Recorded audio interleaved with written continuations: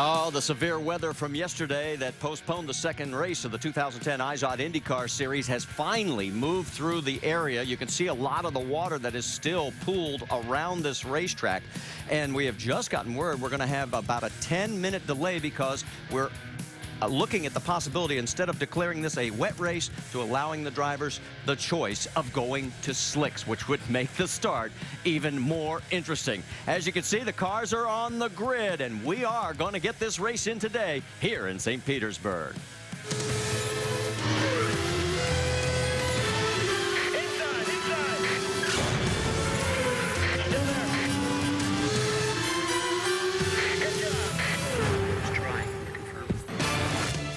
That's the view from high above, and some of those puddles, well, actually look like lakes, are not supposed to be there, but believe me, it's a lot better than it was. At one point, a lot of this track was literally underwater. There's some of the standing water issues that we still have. That's in the turn 4 and 5 area, but it is drying very quickly, and what we're looking at is a 10-minute delay, and you can see the safety team out there as they are going to try and get this to a dry condition so that everybody can start on slicks. Along with Scott Goodyear, Marty Reed, glad that you're with us. Even though it is a Monday and we're a day late, we're finally going to get this race in. And if you were a driver, would you have rather just said, let's start it wet and let us dry it out and then go? Well, I mean, a couple of minutes ago, the track was certainly wet, but the wind that we have right now, the corners are drying out quite quickly. We've got the best drivers in the world here right now, so they're looking at what we're seeing, and they're saying to their team owners, you know something, I'd rather be on slicks, because I know after 5 or 6 laps, I'm going to come in and change to slicks anyways. For the talented drivers, absolutely. For the guys that are maybe a little bit questionable in the wet, they're going to be sliding around a little bit. The first lap still is going to be very interesting. Well, and then the thing to remember also, too, is that if we start on wets, then the red and black rule goes out the window. For more, let's get caught up with Rick DeBrule. The tire strategy is going to be critical today, and obviously in most races you really worry about two particular types of tires. You got the black sidewall tires, these guys right here. Those are good for the long haul. Then you've got the red sidewall tires. These tires are good for a short burst of speed. The rules say that you must use a brand new set. It's got to be a brand new set, and you must use them for at least 2 green flag laps. But the other set of tires that's coming into play is these right here, the wets. The question is, will this be declared a wet race to start? We don't know the answer to that just yet. That's the strategy that's going to have to play out. If they declare it a wet race, then those rules about the red sidewall tires I was telling you about, those are going to go back out the window. So the question comes down to, will it be starting as a wet race or a dry race? And once again, it's easy to know what the tires do. Figuring out the strategy and when to use them, that's when it gets complicated. Vince? While the strategy may be something that teams are still discussing, the favorites role, well, that was settled earlier in the weekend. Yes, it may be Monday, but one thing has never changed. Team Penske is still the team to beat here at St. Petersburg. This team has won 3 of the last 4 races here at St. Pete. Elio Castroneves has won here twice before. In fact, when Castroneves won here in 2007, he led 95 of the 100 laps. Ryan Briscoe won here last year. Now, Briscoe picked the wrong tire for qualifying, so he'll start deeper in the field, but everyone knows he has been fast throughout the course of the weekend and will be making his way toward the front. And the third Penske driver, Will Power, he is full-time with this team now. He won the season opener at Brazil. He'll start from the pole today. And Jamie Little, when you ask up and down pit lane, who's the guy to beat? Everyone has agreed it's Will Power. Absolutely, and one of those drivers saying the exact same thing, Tony Kanaan. But Tony Kanaan could be one of those guys to break up that Penske celebration they've been having all weekend long. After a lackluster 2009, he's really been on top of his game this weekend. He's been the strong point for Andretti Autosport, qualified on the front row. But his teammate, Danica Patrick, not faring so well. She's been at the bottom of the speed charts. She qualified in the back in 21st. Now, on top of that, she's working with a new race strategist in Tom Anderson. Now, he told me on Saturday he doesn't know Danica well enough to actually help her. So the two have a lot of adjusting to do. And on top of that, they've got to mix up their strategy today to get her to the front early. Marty? All right, thank you, Jamie. Let's talk a little bit more about track conditions, because if you're a race fan, you know, anytime we get rain, it washes all that rubber away.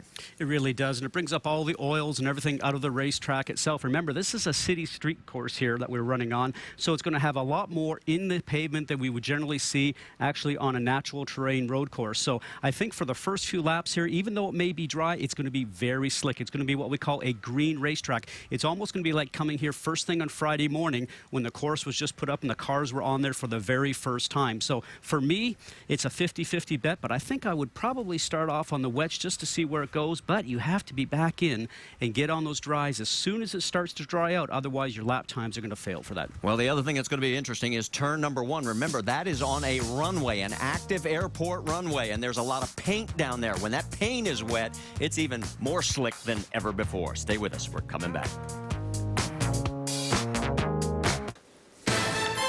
ESPN's coverage of the IZOD IndyCar Series at St. Petersburg is presented by IZOD, the official apparel sponsor of the IZOD IndyCar Series, available at Macy's, and Honda, the engine supplier for the IZOD IndyCar Series.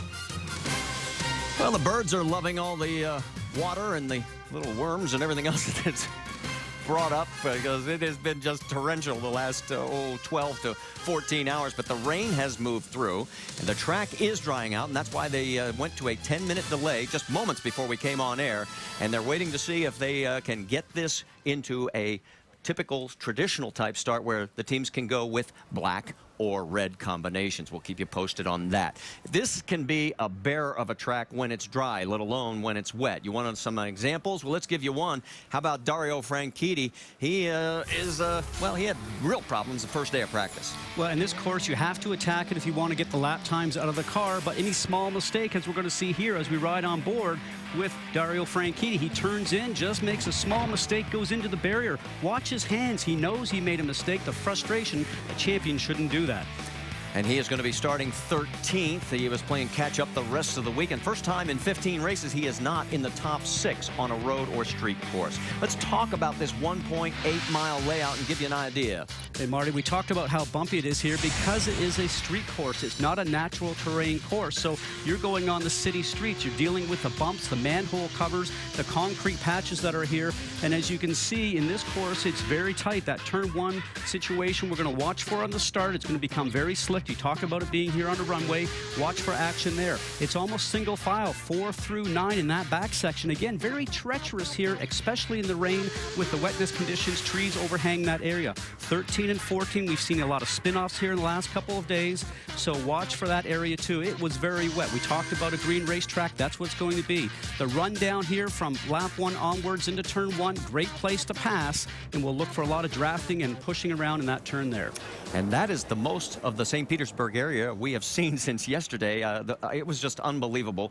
I can't remember the last time I was involved where a road or a street course was actually postponed for a full day because of weather. Usually we've been able to work it in somehow, some way. And I think we have to really make sure that people understand that usually you can run on a course that's wet, but when you have standing water, race cars will hydroplane just like your road car. It becomes very dangerous, especially with walls on both sides. Especially also when we had about 300 lightning strikes all around the area as well. Hey, how about if we talk to one of the legends of the sport as we wait for this final call to get the race started?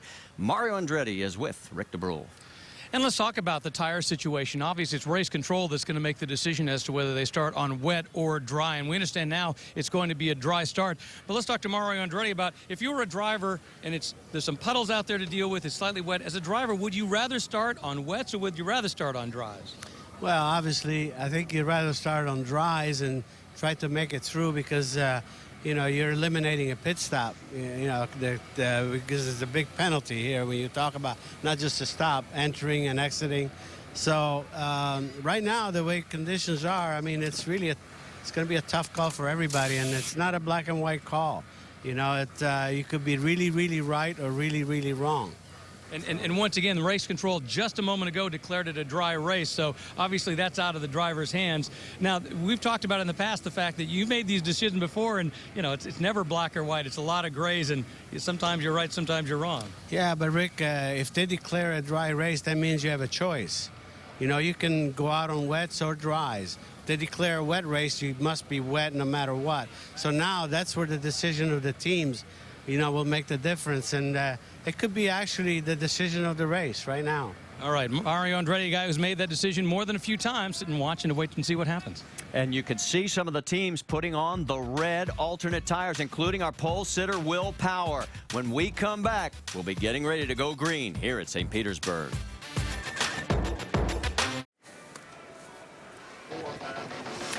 Back here at St. Petersburg, and look at the grandstands. A tip of the hat to the crowd here in St. Pete. A lot of those folks obviously are, well, don't get too close. We don't want to get them in trouble at work. They're probably, and a couple of kids there, they're cutting class. Well, it is spring break right now, so That's true. for a lot of areas of North America, so they're probably down here enjoying the race. That's the excuse they're going to give to the teacher for sure.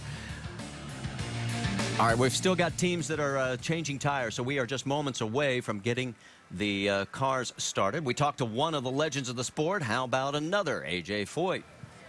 Well, Marty, A.J. Foyt and this race team, one of the few teams, about a handful of drivers that will be starting this race now on the sticker blacks instead of the reds, now that this has been declared a dry race. A.J., the conditions certainly a lot different here than what we've had during the course of the weekend in practice and qualifying. What went into your decision-making in regards to starting on the blacks other than the reds, because you had to make this decision a couple days ago? Well, we had to, and the other day when it was hot, it seemed like the reds started giving up after about 10 to 15 laps, and we had the same problem last year. So with us having to start in the back and have to charge, I felt like the blacks would be more safer for us, and we'll keep charging until, you know, the first pit stop, and then we'll make a decision then. But I just felt like when we run the reds the other day, they give up on us about 8 or 9 laps, and I felt like starting back there that the blacks would stay under us longer. Now, how does that strategy and that thought process change now that the track conditions are much different and it's not wet per se, but it's still damp out there on the racing surface? Well, actually, the reds are going to be a lot better than this dampness. That's the reason we went to them when we was at Brazil, and it paid off. But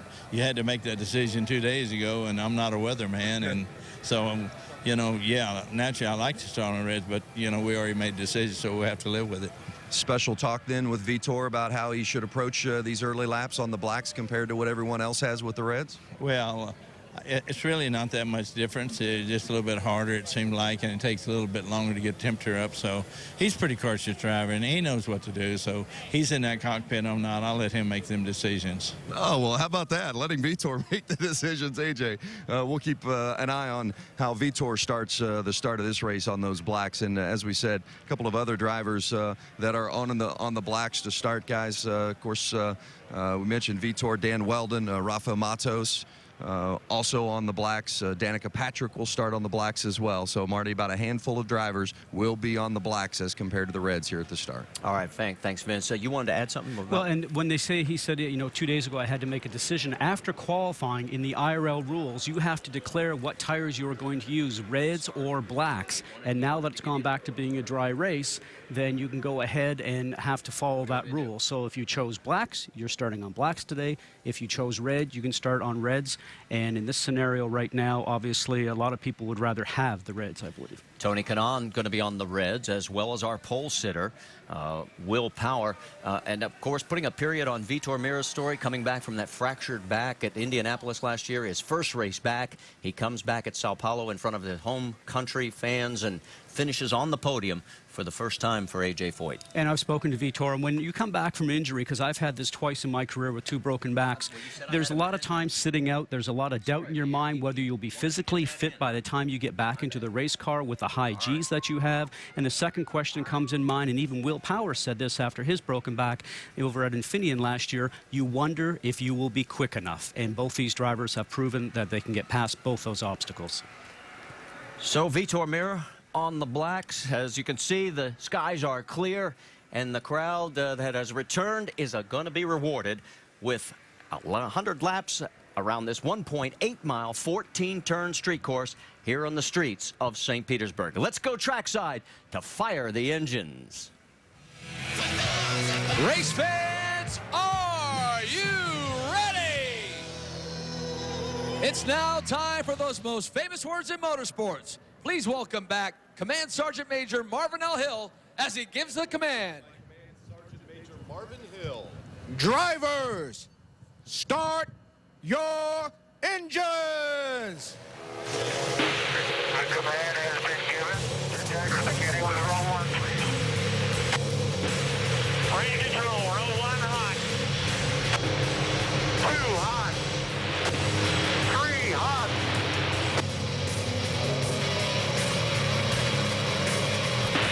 5 hot. 6 hot. 7 hot. 8 hot. 9 hot. 10 hot. All right, you hear the IndyCar officials row by row. When you hear 3 hot, 4 hot, that is the row that they are standing in. That means both engines have fired in that row, and that's how the IndyCar Series officials run down the checklist. And Danica Patrick, with a lot on her mind, she'll be starting back in 21st position, 13th position there for Dario Franchitti, the defending series champion. And they'll all be chasing pole sitter Will Power. And Marty, at the start of any race, you are always concerned as a driver. You're always on pins and needles, more so at a street course because it is very narrow, and especially a course like here where you have a long straightaway going into turn 1, and you know people will go in there 4 or 5 abreast. You just want to survive turn 1. Well, now put this into the slick conditions that we have with very greasy racetrack because of the rain. The rubber is off the track, as you talked about before.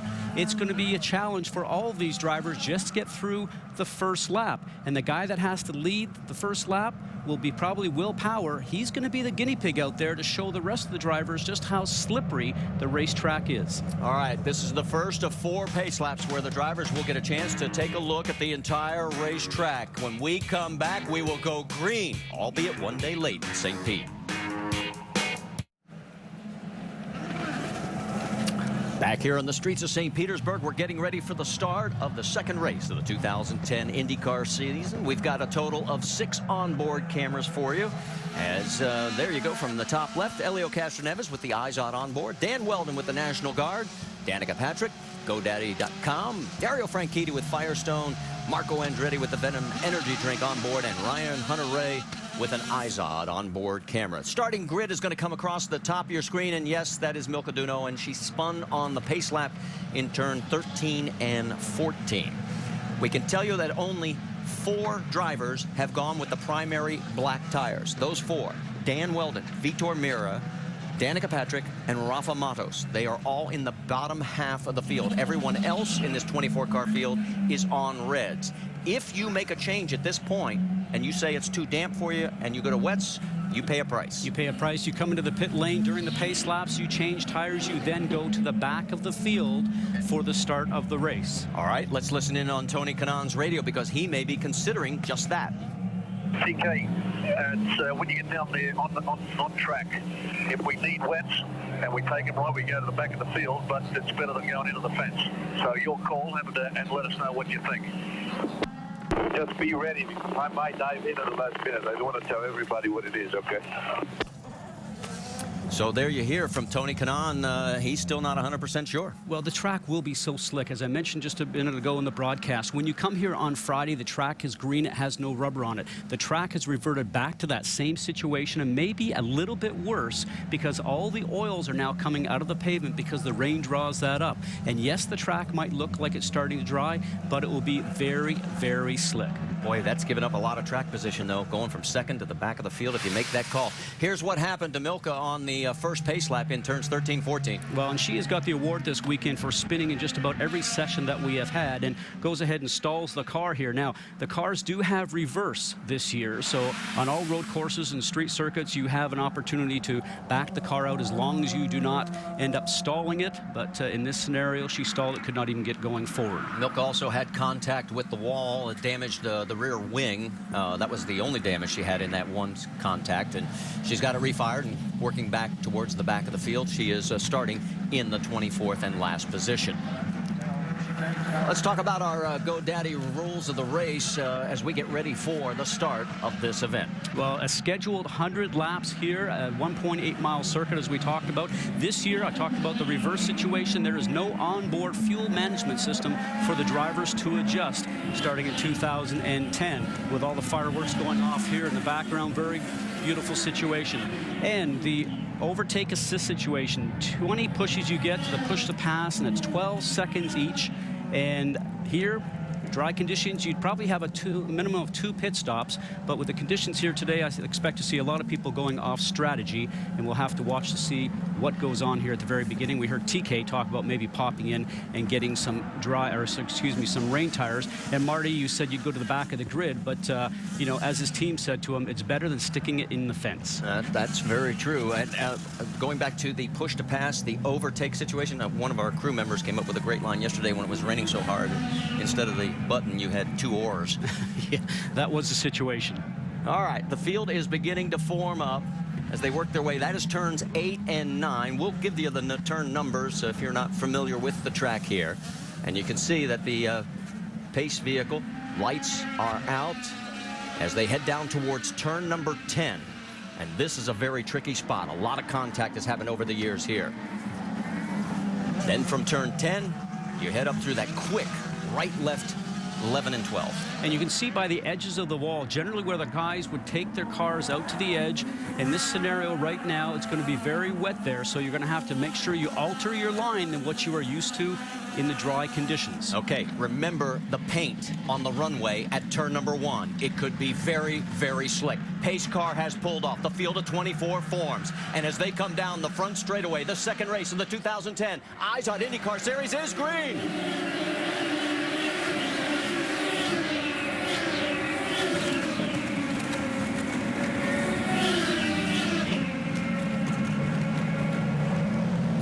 Wide through the corner. Nicely done. Calmer heads prevailed for the first time in years here. And Marty, on that start, Tony Kanaan came out on the outside and started to accelerate too quick. Will Power very smartly, because he's the pole sitter, turned around and held back. As we're now watching Marco Andretti dive on the inside. A very nice move when the track is wet. But back to Kanaan for a second. He then had to slow up on the start. And in turn, Will Power then got the jump. Conway has stalled the car in turn 2, so Mike Conway is right in the middle of the racetrack, and if they can't get him fixed... Oh, and Dario Franchitti has been turned around. And both of those are probably results of spins of some nature. You can see the flat spots on all 4 tires of Franchitti's car. Let's go on board with Dario Franchitti and show you what happened here. Now this is just coming out of 1. There goes around 24, Mike Conway. And Dario's probably going to try and gas it, and it goes around. Remember, that's so slick here at any point in time. No traction control on these cars this year, so all you're doing is using your foot and trying to generate enough grip to get the car going forward. If he can hurry, he can stay on the lead lap if they can get him refired. The team is standing by because obviously he's flat-spotted the tires. He did bang the wall with the left front at least. He's refired. And now the question will be just if he did any damage to that left side of the car. Well, and we talked about earlier on, you don't want to end up into the fence, but those guys were both very lucky. The difference here on a street course versus a natural terrain road course, on a road course you go off and slide into the grass and maybe into the gravel trip. And here in this situation, you're going to end up going into the wall. And I don't know if Mike Conway got any help in his spin that set off this first reaction. And there is Conway as he has gotten refired as well. And he looks to be okay, like he had no contact whatsoever. And it does not look like his tires are flat spotted, as we could clearly see on Dario's car. But, you know, they're both at the back of the field right now. They might as well come in and at the very minimum put a full load of fuel into the car. And right now, Dario stays out. To catch up to the pack. He doesn't want to get caught behind, so he'll catch up. Get to the tail end of the pack that's just up a few corners ahead. The pace car will run around here at about 60 miles an hour. And Dario also has to wait for the pit lane to open. And it just did open, so next time by, anybody who wants to come onto pit road can. To give you an idea with this early caution, the fewest we've ever had in the race is 2. The most we ever had was 7, and that was in last year's event. Well, we might be up that way again. Now, Johnny Rutherford is driving around the pace car right now at 60 miles an hour. What they did say they would do in the drivers' meeting is that he would accelerate up to about 85 or 90 down the front stretch, just to avoid having people come in the pit lane and then coming out in front of the pace car. The on-track distance is a little longer than the pit lane distance. So far, none of the cars, as we would expect up front, did not come in to pit lane. We can't tell you that the number 2 of Rafa Matos was a taker. He came on to pit lane. And there you see him. Vince, coming your way. Yeah, Rafa Matos, remember, he's one of those that started on the blacks when just about everybody else started on the reds. They're just going to refuel. He's not going to change tires. He's not going to the reds. So Matos just takes the top off with fuel. And there you see both Dario Franchitti and Mike Conway coming in. Vince? Franchitti is in, looking for a little damage on that nose on the left front, and there is just a little bit of wing damage on the left front corner. They make the tire change, putting on the fresh black Firestones and topping off the fuel for Dario. Here's one of the issues for Dario. Remember the rule, you have to have 2 green flag laps on those reds. He does not have that requirement met yet. Let's get an update on Mike Conway from Jamie Little. Well, Mike Conway came on the radio and told his team all he did was stall it. He did not spin and flat spot the tires. Therefore, he came in, packed it full of fuel, and they kept the reds on.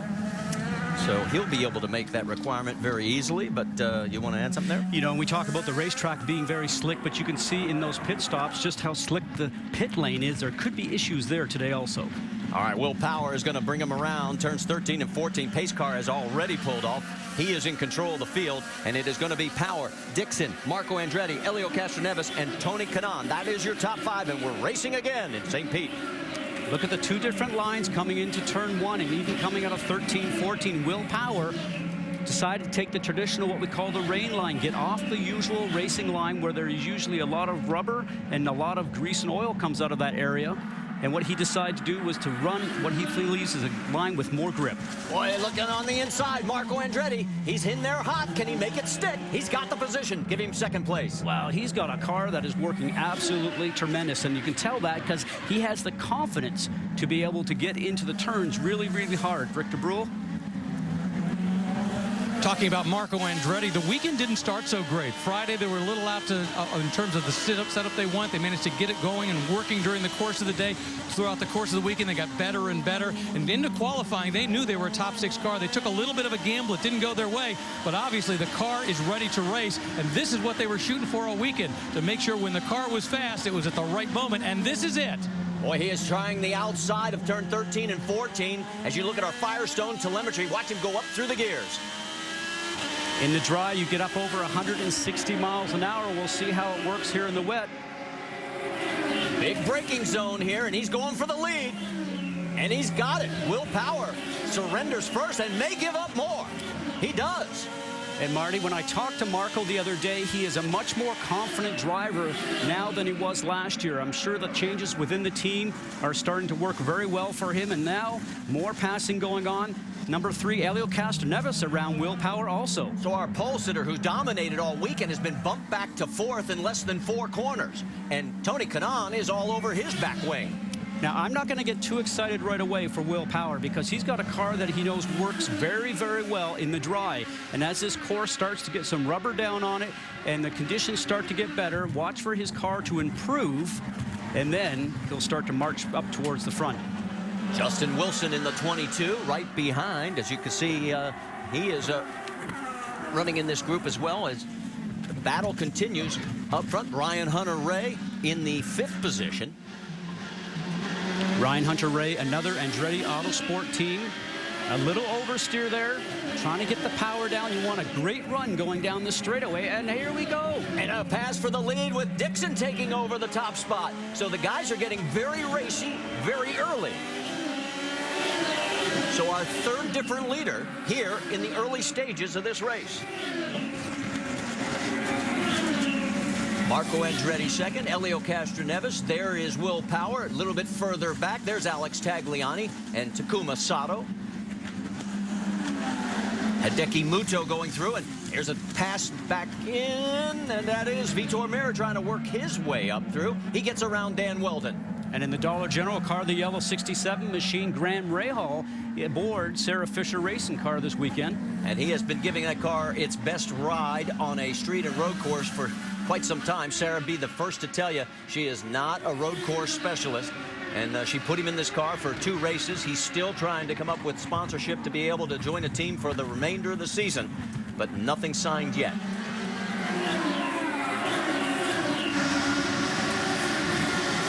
Rahal right now running in 16th position. Let's talk about Graham Rahal. It's been a very frustrating weekend. Remembering last year he was with Newman Haas, a team that had all of the setups, had done so well here in the past. They had pole last year. He won here 2 years ago. Moving to the Sarah Fisher team, he's had to bring a lot of that experience without a lot of that data that came with him. As a result, they have struggled all weekend. They make big changes Friday to Saturday. Didn't work. Bigger changes Saturday to Sunday. Still didn't work. But obviously he's doing his best out there right now. Vince?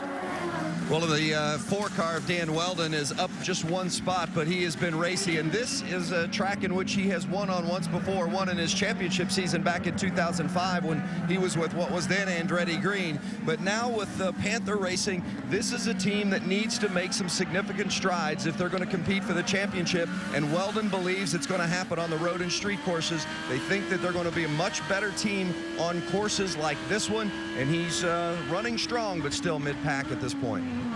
All right, let's take a look at the leaders down the front stretch here as we get ready to work lap 8 of 100. It is Scott Dixon in front, but look out. Watch, yes. Pass for second. Saw that coming out of 13-14, caught the draft at the right moment. Elio Castroneves now past Marco Andretti. So, action up front has been fast and furious here in the streets of St. Petersburg. Now, due to the weather and the change of plans, we're not going to be able to bring you side by side today. Here comes your race leader at St. Petersburg. That is Scott Dixon. Right behind him is Elio Castroneves. And now dropping back a little bit further in third is Marco Andretti. We've had 3 different leaders and 2 lead changes. Let's talk about the calendar, because coming up next on ESPN2, the NHRA 4-wide Nationals. They got rained out yesterday. John and Ashley Force in the funny car final. That should be a dandy. And NASCAR Now Roundtable at 6 Eastern today. That's also on ESPN2. Then the NASCAR Nationwide Series moves on to Nashville next Saturday on ESPN at 3:30 Eastern. And the next IZOD IndyCar Series event, the Grand Prix of Alabama, Sunday, April 11th, 3 Eastern, over on Versus. Boy, Dixon's car looking very strong. And remember, Castroneves, he started 5th in this field, has now worked his way up to 2nd. A little bit further back now, all of a sudden, Marco seems to be losing contact with the lead pair. His car was so good out of the box in the very first couple of laps, and maybe the reds that he has on there don't agree with the setup that he has for his combination of springs and shock settings. But right now, that car will probably improve for him when they switch over to the black tires, which he spent most of the weekend on. A lot further back in the field, you see that everybody is pretty much running in line, although here it looks like Conway was trying to take a look underneath, didn't have enough room. And much further back in the field, we're trying to bring in there is Danica Patrick, as she is struggling right now mightily, as she started 21st and is running 22nd. What's going on, Jamie? Well, Marty, this is her 6th start here, and this is usually one of her better road courses. She has 3 top 10s here, but that has not been the case today. She started out 21st. She started on blacks, one of the handful of drivers who did so. She just came on the radio moments ago and told her crew, I'm being too conservative back here. And she is. She slipped back 1 spot, and she's 30 seconds back from the leader. So now the question begins to be asked, when do you pit? You pit early, hope to catch a caution, and then regain track position at that point. We'll wait and see. Meanwhile, Scott Dixon is clicking off the laps up front, Vince. It's interesting. This is one of the racetracks that Scott Dixon has not won at, and for a guy who leads the IZOD IndyCar Series in career victories with 21, he's been a series champ twice. You'd think this is a track in which he would have won on before, but he's been 2nd a couple of times. And then you look at his results of the last 2 years, 16th and 22nd. Now, those haven't been because he's had bad cars necessarily, but just bad luck. So it's no surprise to see Scott Dixon and his Target Chip Ganassi racing team on the point here at St. Pete. Well, you see where he's led 6 laps already today. We'll go back to last year. He led 51 laps at Mid-Ohio. He won that event, but then he only led 3 laps on the road courses the rest of the season. And he feels that that's the area where he cannot afford to give up the points like he did last year. And he certainly is a driver that thinks about every racetrack that he goes to, and he knows that this one, as you mentioned, has to be an improvement if he's going to win the points championship. Our first chance to talk about Simona Di Silvestro from Switzerland. She started 14th, has moved up 2 spots to 12th. Jamie, give us an update. I'll tell you, she has been quite impressive. You remember back to the first race, her debut in the IndyCar Series in Brazil, she led 4 laps. That turned a lot of heads. I talked to her just before she got in the race car. They struggled a little bit when they unloaded, but she said this team has worked together and made the car so much better. That certainly has shown so far. She started 14th, already moving her way up. This is a very confident woman and somebody to keep your eye on. And it's going to be fun to watch her development. And we look at this. It's Ryan Briscoe early into pit lane on lap 13 of 100, and he is going to the blacks. A little slippery, as you mentioned, getting out of pit lane. This is going to be very treacherous. This little right-left combination, getting back onto the race course. And when these tires are cold, don't make a mistake on your outlap.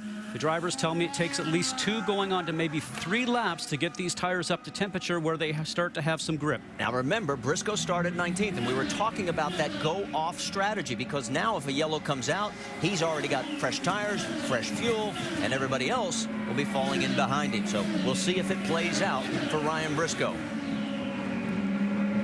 Looking at whoever that was coming down there. Sato. Now, I think in this scenario, EJ Vizo, I would imagine that he might have a radio problem right now in that KV car, and what he's doing is driving towards the wall to give them an answer. And we'll have to check in with them to see if that's the situation. But generally, that's what you do as a driver. If you don't have any radio communications and you can't hear something back and forth, you just bring yourself over to the pit wall to let them know that you have a situation. Dario Franchitti, remember, he had that early spin on the first lap. Dario right there has gotten around Danica Patrick, and he has now turned the fastest lap of the race at 1:04.7. Vince? That's exactly right, and they just came over the radio. Barry Wanzer, who handles the strategy for Dario, and told him, you are the fastest one out there right now. Keep digging. Obviously, it's been an eventful weekend for Dario. He spun and had contact on Friday during practice. You noted, Marty, that he's already been around here in this race today, so digging out of a hole. But Barry Wanzer coaching him with positive feedback and how fast he is. There's a long way to go in the race, he told him. Still got to keep digging. He is 21st right now. Danica running in 22nd. Ryan Briscoe in 23rd. We can tell you that Milka Duno has pulled into pit lane, and we're hearing that she has got some mechanical issues. And you know, in the situation we just saw there a few laps ago, the blue car with Dario Franchitti was behind Danica Patrick. He's now in front, and when you're having a situation like that where you don't think you're being aggressive, as was reported from Danica, when the other driver goes past you, try to get on that tailbox of that car and follow, and just to be more aggressive. She was not able to do that, because you can see the gap right now between Dario Franchitti and Danica Patrick. All right, while she continues to try and figure out how to gain some speed on this 1.8-mile 14-turn layout, Scott Dixon's got all the answers right now as he's leading Helio Castroneves, Marco Andretti here in St. Petersburg.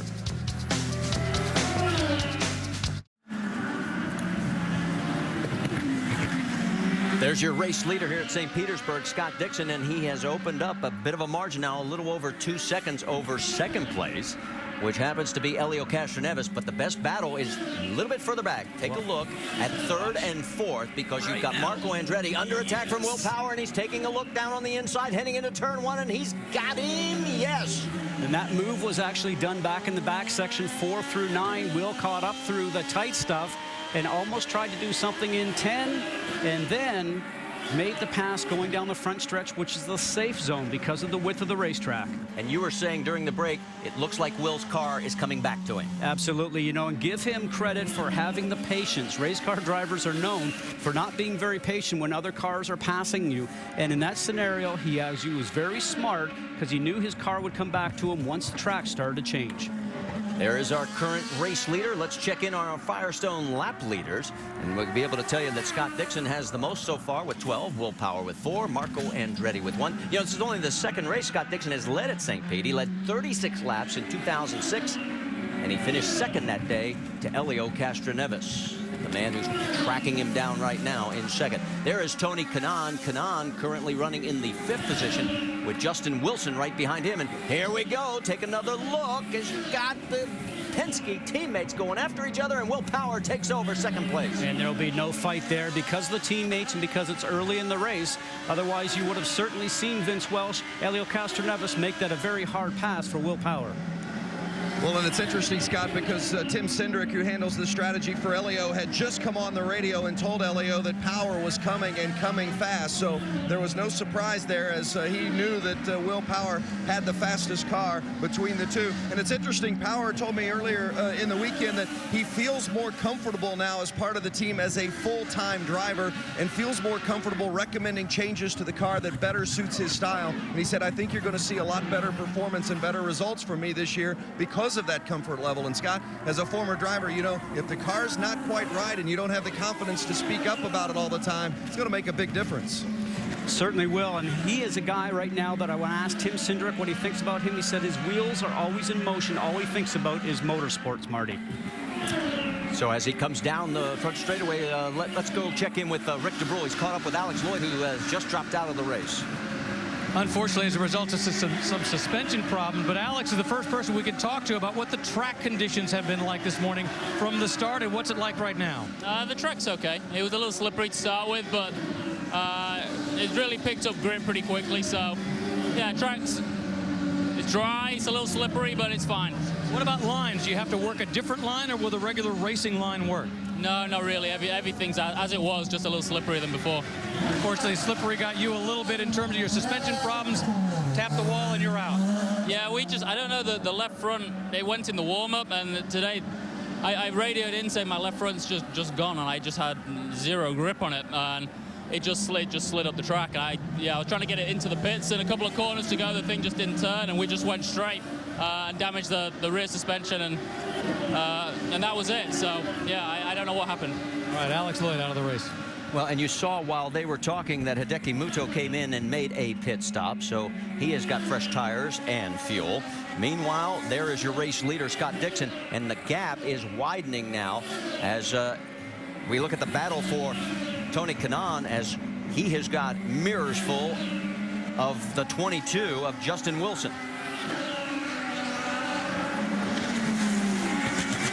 And talk about a driver that can attack on a street course, Justin Wilson. But when you think about Tony Kanaan, the experience he has and the ability to drive around a road course and the improvement of Andretti Autosport this year, again, another driver that I feel is very confident in what's going on. And he's talked about the addition of having Ryan Hunter-Reay join that team. And both their driving styles are similar, their setups are similar, and that they think that between working with the cars on both of their setups, they will have an improvement on making these cars faster throughout the season. Well, Justin looks like he is faster right now, just can't find the right position to set him up for the pass. He is all over him. That's through turns 11 and 12. And what Justin's doing is actually just giving him some notice, making him aware that he's here. Watch, he'll do the slice move, try to get underneath him.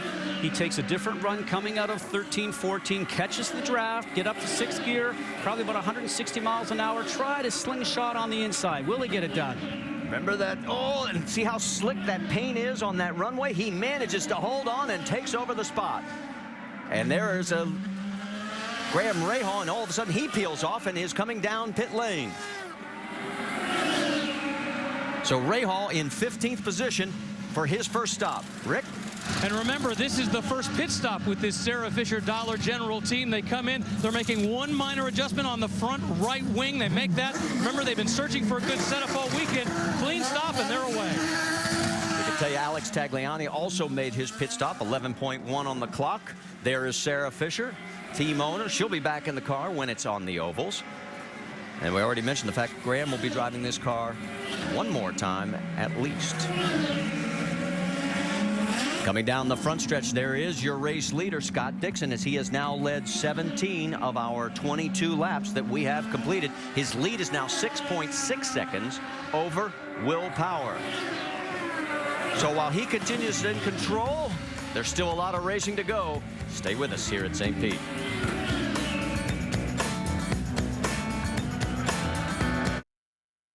Here we go. The yellow and white car of Hinchcliffe gets the early jump, and he's going to lead the field down into turn number 1. They spread out 4 and 5 wide behind him, and now we have contact. Hinchcliffe makes contact in his runoff. Here we go back to green. Vernay's going to take a look to the inside of the Lucas Oil car, and he's going to get him even before they get to turn number 1.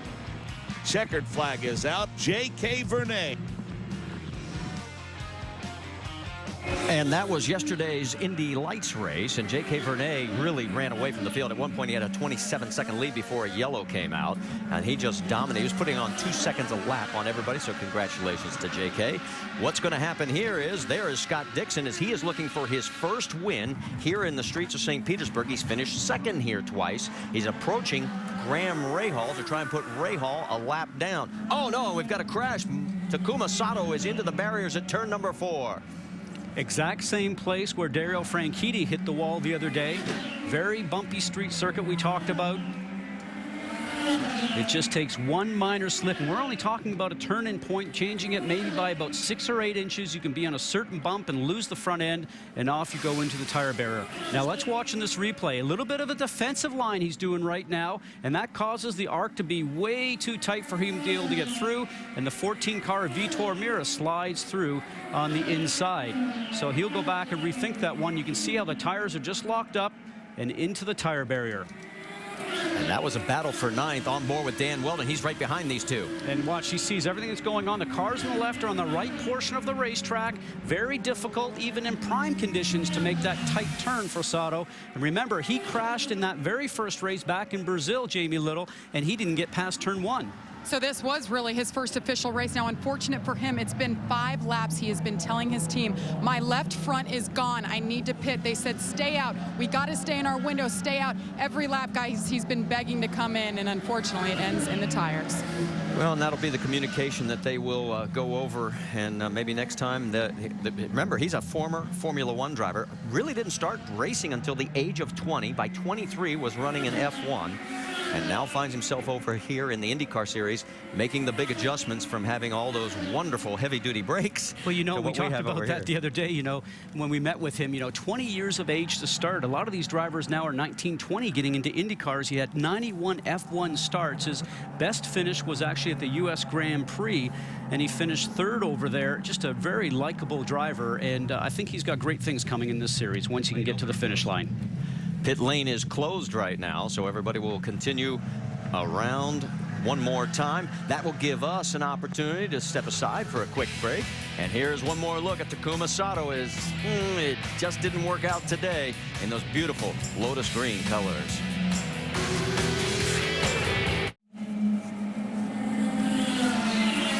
As you can see, the leaders are pulling down pit lane. Let's go to Rick DeBrule. Marco Andretti brings the car, and they're making no wing adjustments. They are making some tire adjustments. He's off, Vince. It's the 9 car, Scott Dixon, your lap leader so far. They came in, took off the reds, and put on the blacks. Elio Castroneves in the box right behind him did the same. Oh, it's going to get tight on that exit. On board with Elio. Everybody sort of sorts it out. No contact. The pit lane is still very wet, especially the pit box. As you can see, the tires spin so much when the drivers drop the car off the jacks and let the clutch out. All that horsepower going to the rear wheels, but just no traction. There's our Apex Brazil race off pit road. You can see the Castroneves picked up one. Will Power loses one. Ryan Hunter-Reay, the big winner in this, as he picks up 3 spots to move into 4th. And there's the rest of the top 10 cars on the race off pit road. Oh, we got a bit of a parking lot happening here, so hopefully nobody stalls their cars. The guys coming around the turn right there will be jamming on the brakes and hopefully not ending up into anybody. I guess it was because the truck off to your left-hand side was getting off the course for some reason, and very slow crawl. And that would be the track sweeper, I'm going to gather. He probably didn't realize that even going slow, Indy cars get around there in a very fast pace. And trust me, he's going to win the argument between him and any Indy car. Yeah. And there's also a wrecker out there as well. See, off to the left side there on the hook is Takuma Sato's car, as that too could have been part of the issue as well. Now remember, we told you about Vitor Meira. Well, he started 17th. He stayed out. Guess who's got the race lead? That's right.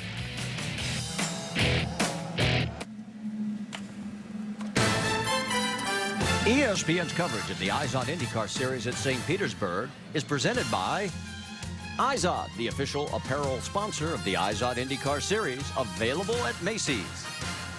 And Firestone, the first name in Indy racing. Well, Vitor Meira has yet to make a pit stop, but has cycled his way through.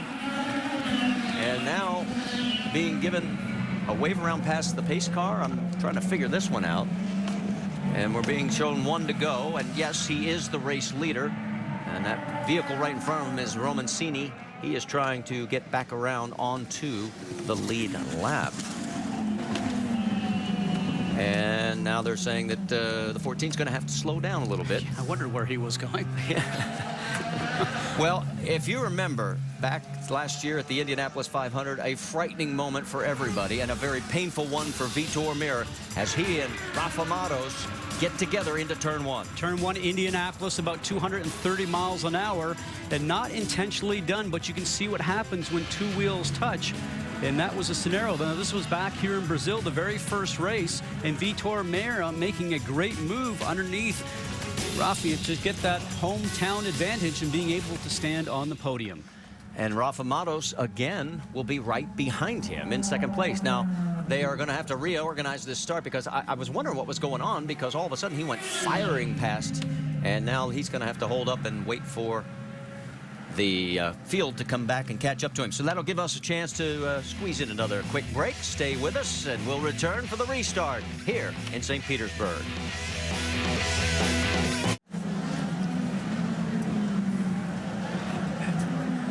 Well, the NASCAR Nationwide Series heads to Nashville next week, where someone will walk away with the Gibson Les Paul Trophy, and hopefully it'll stay in one piece. There's been 5 different winners in the last 5 Nashville Superspeedway races. It's next Saturday at 3:30 Eastern on ESPN2, and we hope to see you there. In fact, I did talk to Kyle Busch. Remember, he slammed it last year after winning the race, and he says, no, I want to win it this year, and I want to keep it all in one piece. So we'll find out what happens next Saturday.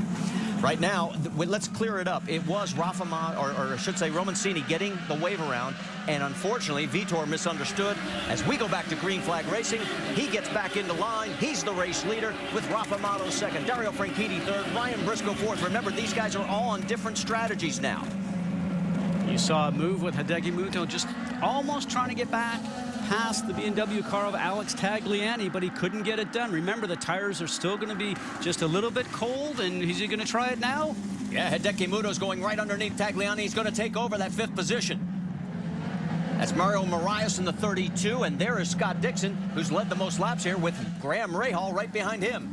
Now, these guys up front didn't pit. They pitted earlier, so a little bit different race strategy that they're calculating right now.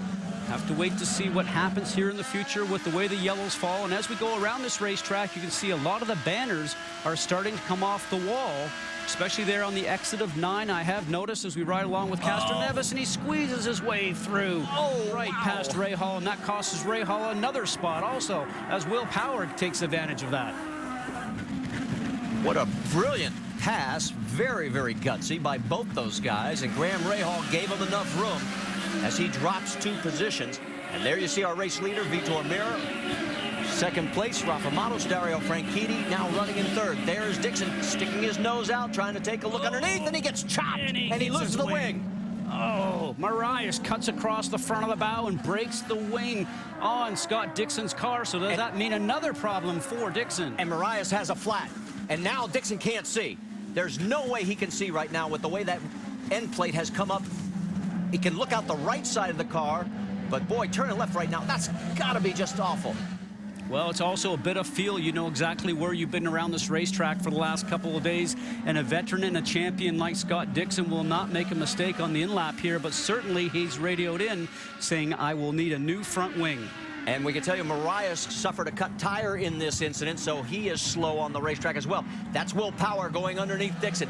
Boy, Dixon had led a total of 21 laps, and this was one of those races he was pinpointing in the championship chase. Let's go back and take another look. Now, you might question who's in the right and who's in the wrong here, but is Dixon far enough along? Maybe not. Could Moraes have given him more space? Absolutely. They could have got through there. Your next turn is a left-hand turn, and I would say that Moraes could have continued to keep the place there without taking the nose off of Dixon.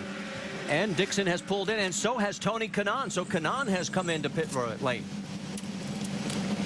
The nose is coming off. They will refuel the car, put a fresh load of fuel on it. Probably a little longer here than sometimes it takes, but... And Tony is getting a wing, and we did not see what happened to him. And Marco Andretti is in as well. So some very quick early pit stops here. Well, Marco may have run over some debris, and maybe that's why he's come in and changed some tires. Rick DeBrule, what can you tell us? That is exactly the case. He ran over something. As a result, got a flat. They came in, changed tires, put him back out as quickly as they could. And right after the incident with Scott Dixon, Tony Kanaan yelled, my wing is broken. I have no front wing. So he came in, as you saw, replaced it, Vince. Well, it's Scott Dixon. It's bad luck for Dixon again. Remember last year he had one of the better cars in the race, but Will Power came into a pit stop and parked in Dixon's box. That was the issue that dropped him back in the field in a 16th place finish. Now here's Vitor Meira, who was the leader of the race. Remember, he's on a different pitch strategy than the rest. They're going to go back and stick with the blacks. That means he's still going to have to run the reds at some point today. But a clean stop for Vitor Meira, the ABC supply car for A.J. Foyt. That is his first pit stop. He made it a total of 34 laps and now gets back onto the racetrack. And boy, the complexion of this race, how quickly it has changed for so many of the competitors. And there is your new race leader, our 5th different leader, as Rafa Matos is out in front. And directly behind him in the Cottonelle machine, Dario Franchitti, who had his own excitement at the very beginning of the race. Now remember, Matos and Franchitti both pitted on lap number 2 in that first caution. So it's a question of how much farther they can go before they will have to, again, come to pit lane. Boy, Franchitti took a look inside, couldn't get it done. Yeah, just not close enough, but he's actually just giving Matos, and Rafa just sends it sideways a little bit because he knows, because Dario's been filling his mirrors, he knows that Dario's a little bit quicker than him. Get the car just a little bit sideways. We can tell you that Vitor Meira comes back out on the track after leading in 17th position for all you A.J. Foyt fans, as this battle up front continues.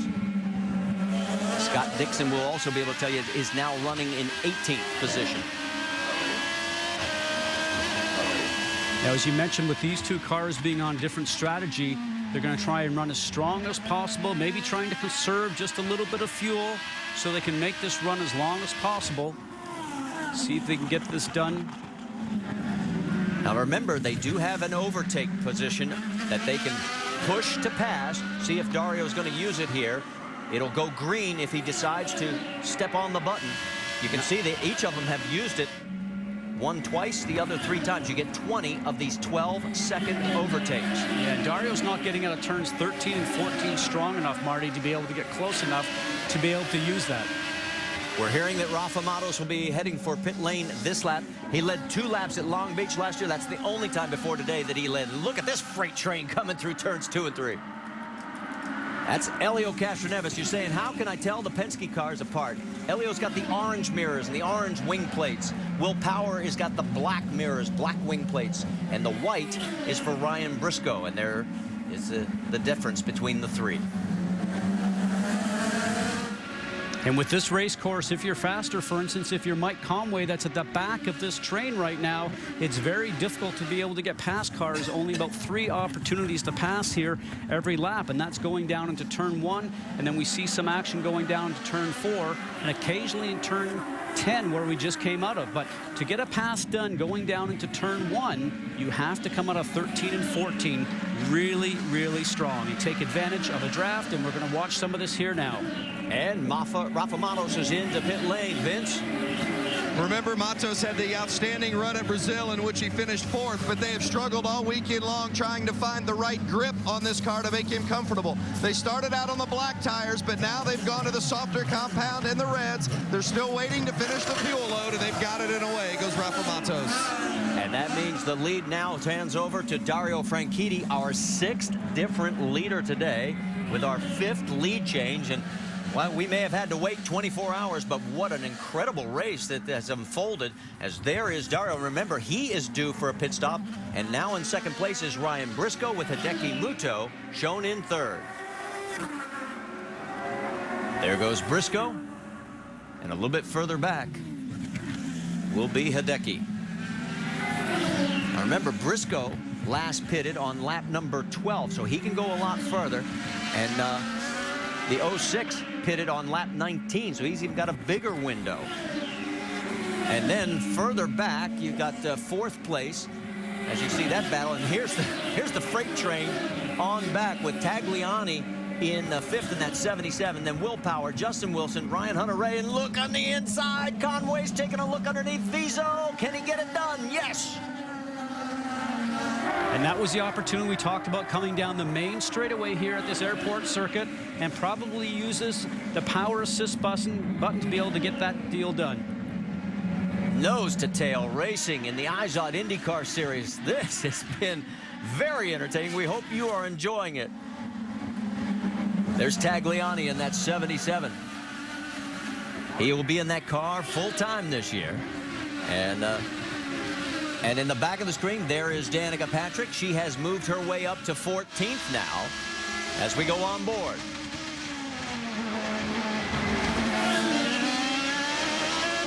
What she needs to do is to drive hard enough to get herself right to the tail end of that group, so some things start to happen, she can take advantage of it. Usually when you're running nose to tail like that group is up front, as we can see the battle coming down the front stretch now, going into one at 160 miles an hour. Usually the group runs a little slower than you can individually when you're running from the back. Well, and the reason this freight train is sort of being held up, that's Mario Marias in front. He is a lap down in 21st position. I guarantee you Tagliani's all over the radio saying, tell this guy to get out of the way. But he is not giving away, and you can see about 6 or 7 cars right behind him as Conway's trying to find a way to get around Graham Rahal at the very back of this run. That's through turns 8, that's turn 9. Let's move up to the battle for second place as Ryan Briscoe and Hideki Muto are going, or that's Helio Castroneves, I should say, with Hideki Muto. That is for third. It looks like Hideki's probably getting his car through that section just a little bit better. Let's see how Elio does in the main straight. Hideki's better power down, comes out of the turn strong. Elio's not close enough to be able to take advantage of the draft. Let's see how he does under braking right now. And our race leader has pulled off, Vince. Dario Franchitti, remember, he spun early in the race. That put him toward the back. They've just put on black scuffed tires and topped off the fuel for Dario Franchitti. He led a race-high 29 laps last week in Brazil, but finished 7th. He's had some fast laps here today, but he's had to come from the back after that early spin. Well, we now gives the lead over to Ryan Briscoe, our 7th different leader. And then our record is 8, with our most lead changes being 9. We've had 7 and 6 today. And there you see the gap back to second place, Hideki Muto. And there is Ryan Briscoe. Briscoe, of course, back at Sao Paulo, had the race lead, stuffed it into the wall. He doesn't want to do that again today. And he's still got 60 laps of racing to go.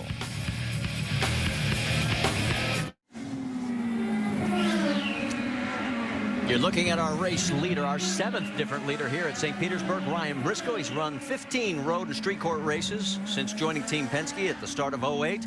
He's now led in 11 of those 15 races, and he's out in front of Hideki Muto and Helio Castroneves by 2.2 seconds. And there is the battle for second place as they go heading towards turn 10.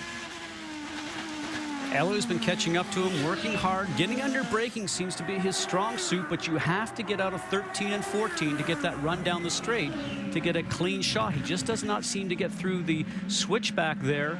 11-12. Now, this was a better run here. He's got to take advantage of it, maybe using his push-to-pass power to assist, but you can see how he just spins those tires on your Firestone telemetry. Watch the speed. Should be up close to 160. About 157. Got to be closer coming out of 13 and 14 to be able to take advantage for the run down the straightaway. You can listen to the throttle. Still not completely confident on full throttle. Getting through 2 and 3 there. Going through the section here, going 4 through 9. Now this was definitely second gear all the way through here, single file.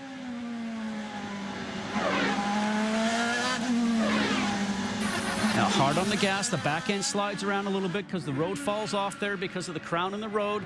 Through the kink, down the straightaway here, you can see on the track map, number 6, Hideki Muto, the number 3 of Helio Castroneves. Now going through the switchback is where he's off the gas just a little, and that cost him time. Under braking, now this is where he's got to get good power down.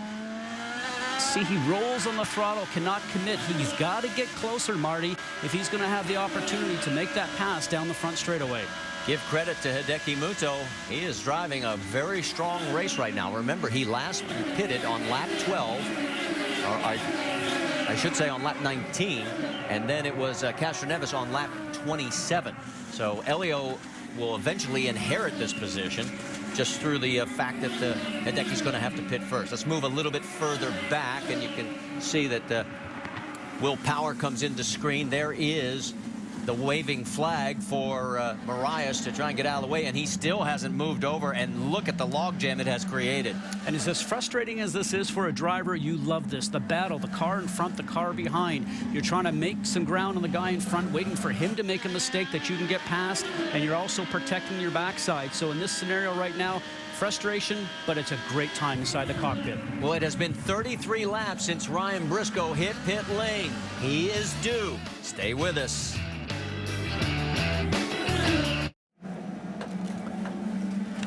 Just as we come back, we have had a crash going down into turn number 1 involving the 32 of Mario Marias and Dan Weldon.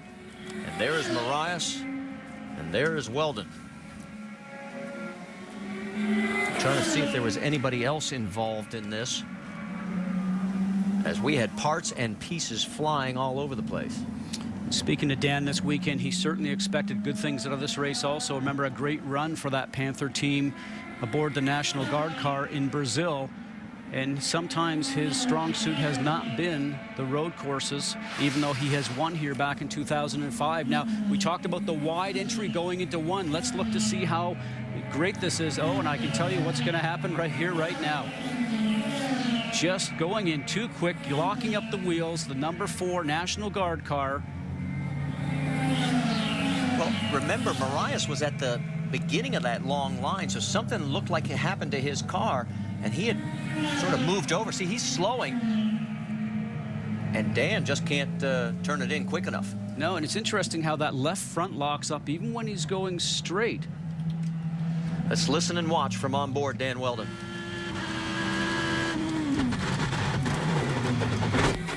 No, I think something broke on that car to send him off like that, because when he went to get on the brakes, it sounds like maybe even the back end locked up.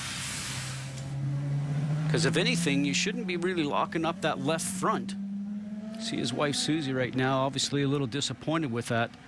But the scenario really, when you're going into the turn, if you're going to lock up one of those wheels, it would be the wheel that's going to be unloaded, and that would be the right front. But you heard a lot of noise in the car just as he got off the gas and onto the brakes, so it makes me wonder if maybe something in the rear suspension broke and made the car teeter-totter to lock up that left front wheel. Well, obviously it's going to take some time to clean up the debris that is down in turn 1. It gives us a chance. Let's show you one more time. And as we go to break, boy, you can just see how the speed differential between these two cars. Hopefully we'll get a chance to talk to both drivers. Stay with us.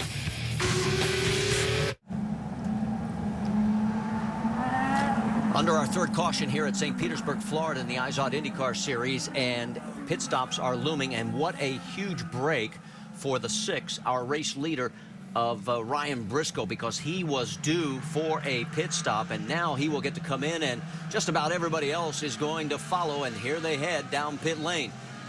Rick DeBrule, it's all yours.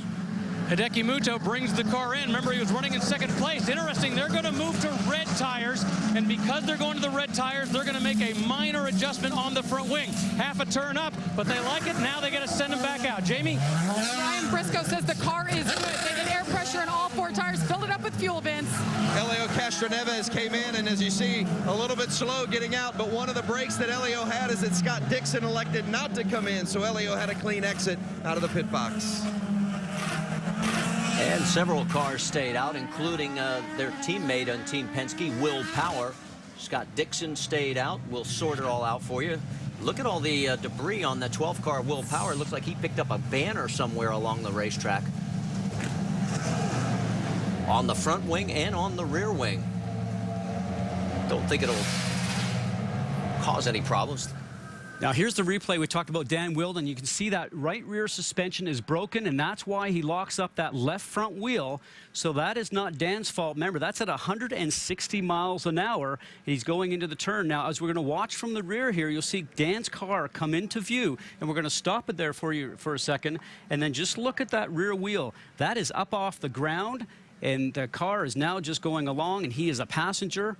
And unfortunately, he takes out the 32 of Marias in tow. And as a driver, when you get hit blindsided like that, poor Mario Marias just doesn't know what happened. Vince Welsh? Yeah, absolutely confirming that, Scott. And just speaking with members of the National Guard team for Dan Weldon, confirming that there was something break in the back end. They said they couldn't tell exactly what it was, but they certainly appreciated the replays that we were able to show them, because that confirmed their thinking that indeed something had broken. And it's always good to know that it's a mechanical issue and not a driver issue when you're all the way over here on the pit lane. And that's what's left of Dan Weldon's car. Now, the top three did not pit. Will Power, Justin Wilson, and also the 8 of E.J. Viso. Stay with us. Well, while we've got a moment, let's talk about the NCAA Women's Championship. It continues on ESPN Monday with the regional finals. At 7 Eastern, it's Baylor and Duke.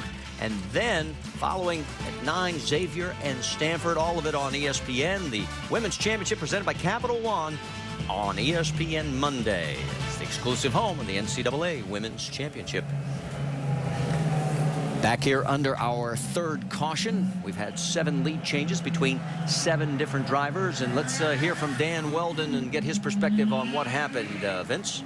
Well, Dan, looks like you're a little bit sore from the incident, but first of all, we saw the replay of the right tire coming up off the ground. At what point did you feel something break in the car?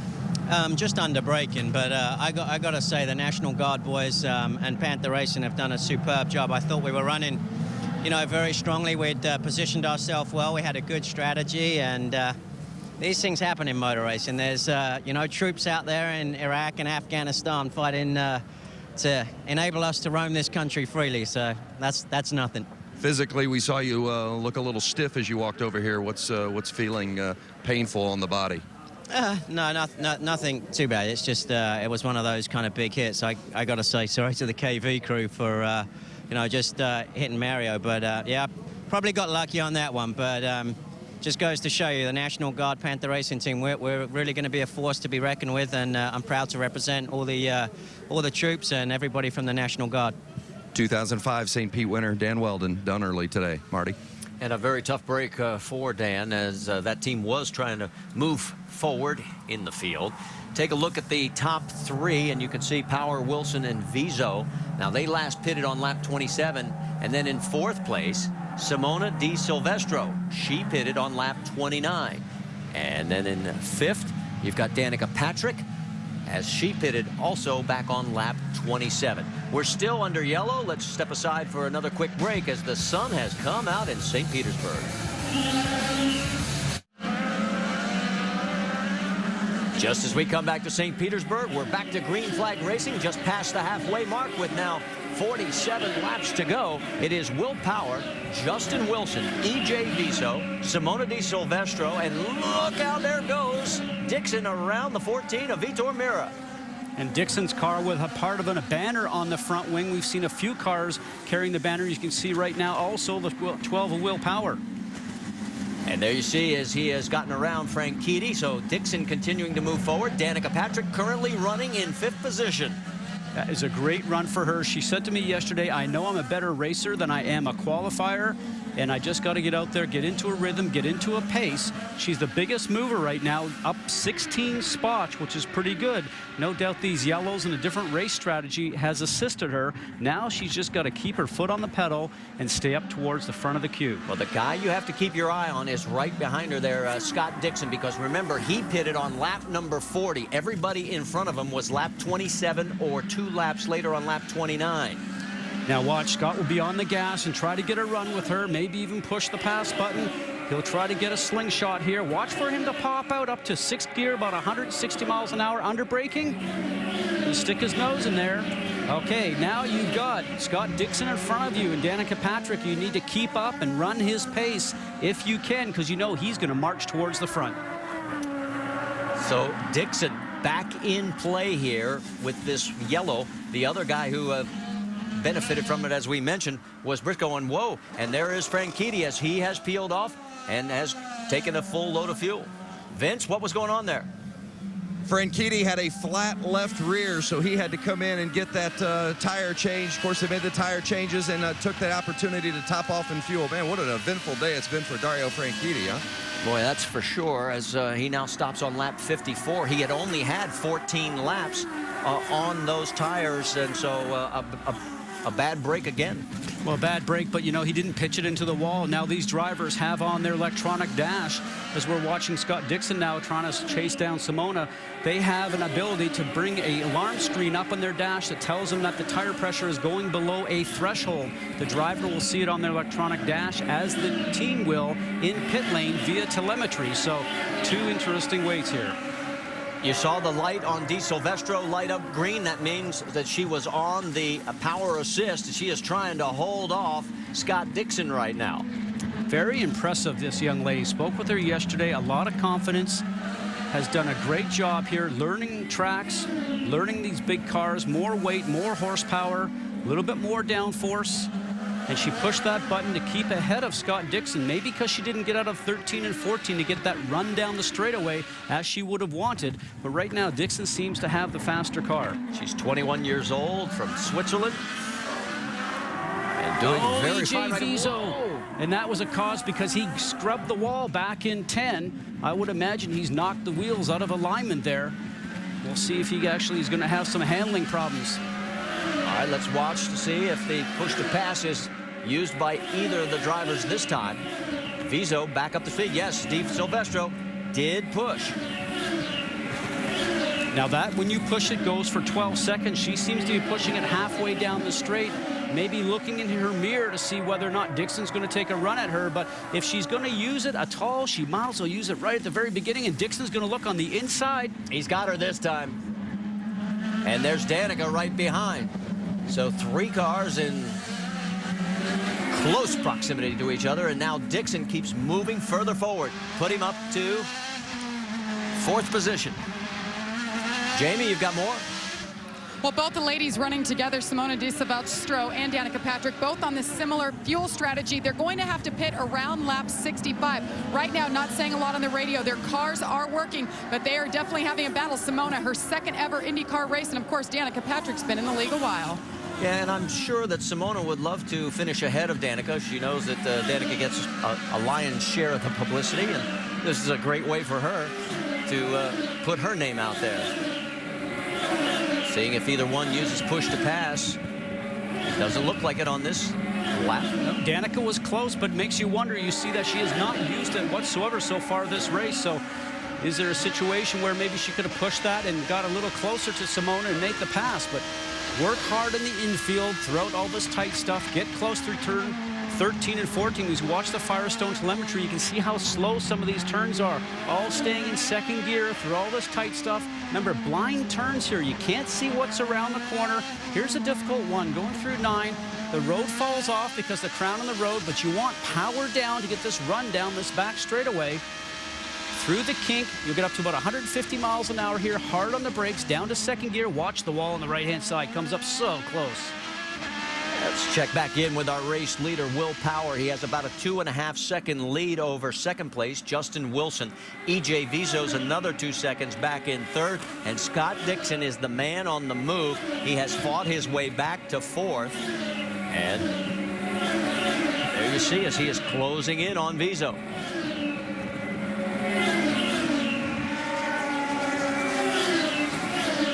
Let's get more on Scott Dixon, Vince.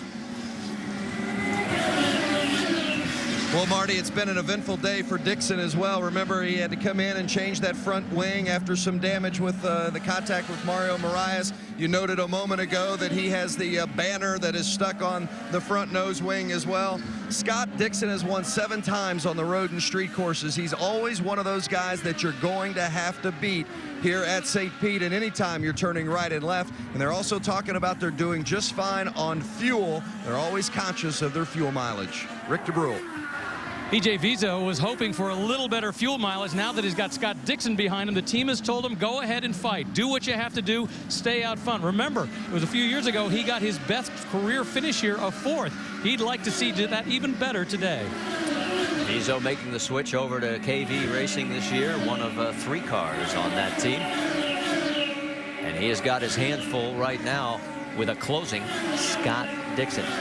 Let's check in again on the Firestone lap leaders, because we've had 7 different leaders today, and Dixon is on the top of that list, 21, but Will Power up front right now at 15 and counting. And remember, you've got bonuses involved as he considers what might be.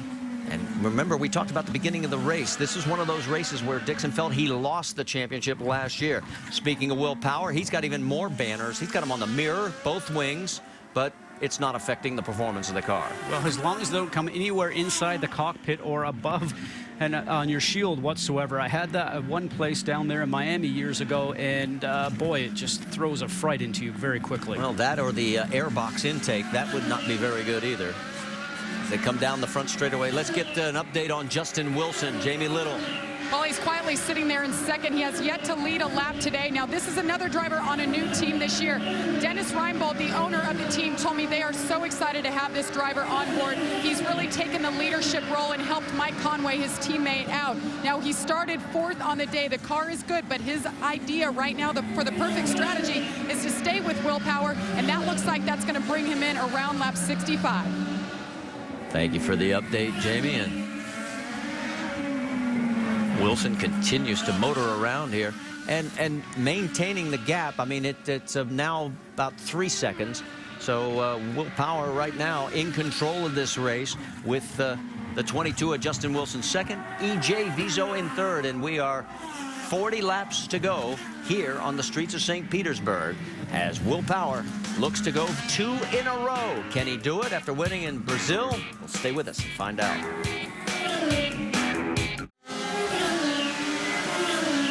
I want to remind you, coming up next on ESPN2, we've got the NHRA 4-Wide Nationals. They got rain yesterday. Everything got rain yesterday all around the country, even golf. NASCAR Now Roundtable, 6 Eastern. That's today on ESPN2. And then on ESPN next Saturday at 3:30 Eastern, we'll have the NASCAR Nationwide Series from Nashville.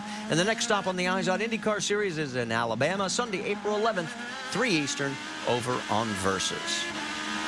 All right, let's reset this for you as Will Power now holds the lead as we complete lap number 62 of 100. It's about a 4-second margin over Justin Wilson, and that's what 4 seconds look like on the racetrack.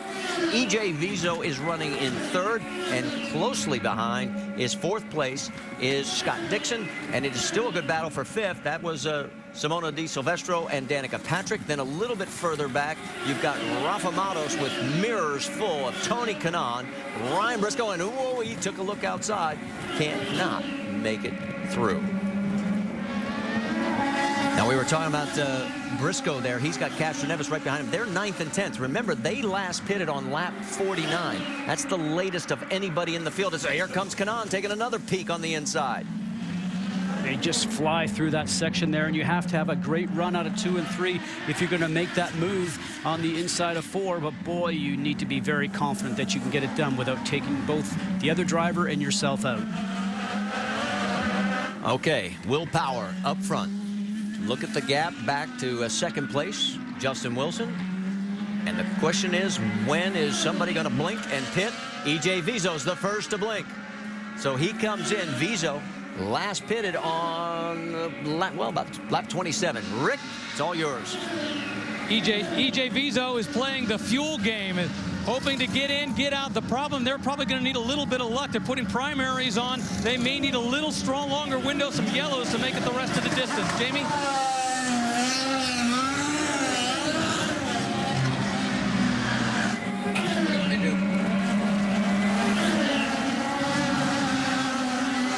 We'll pick it up right up here in the booth, and you can see there goes Tony Kanaan a little bit further back. The white mirrors of Briscoe. There's Castroneves going under Matos. Here comes Conway looking as well. Matos hangs on, and then there's contact, and Conway's into the barrier.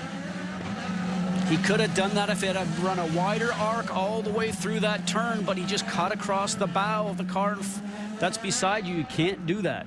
Full course caution is exactly what E.J. Vizo needed, and he just gets it as soon as he comes back out onto the racetrack. Because my calculations, he could be anywhere from 2 to 4 laps short of fuel by doing that stop that he did. So that certainly helps him now, and it's going to become a very busy pit lane. And we are right on the cusp here. We talked to the guys. They were thinking that 34 laps was about as far as we could go, but we have seen some guys, depending on the yellow and depending on how hard they are on the throttle, stretch it a little bit further. Let's take another look at it. Now, in this situation here, you got to believe the guy's just not going to go away.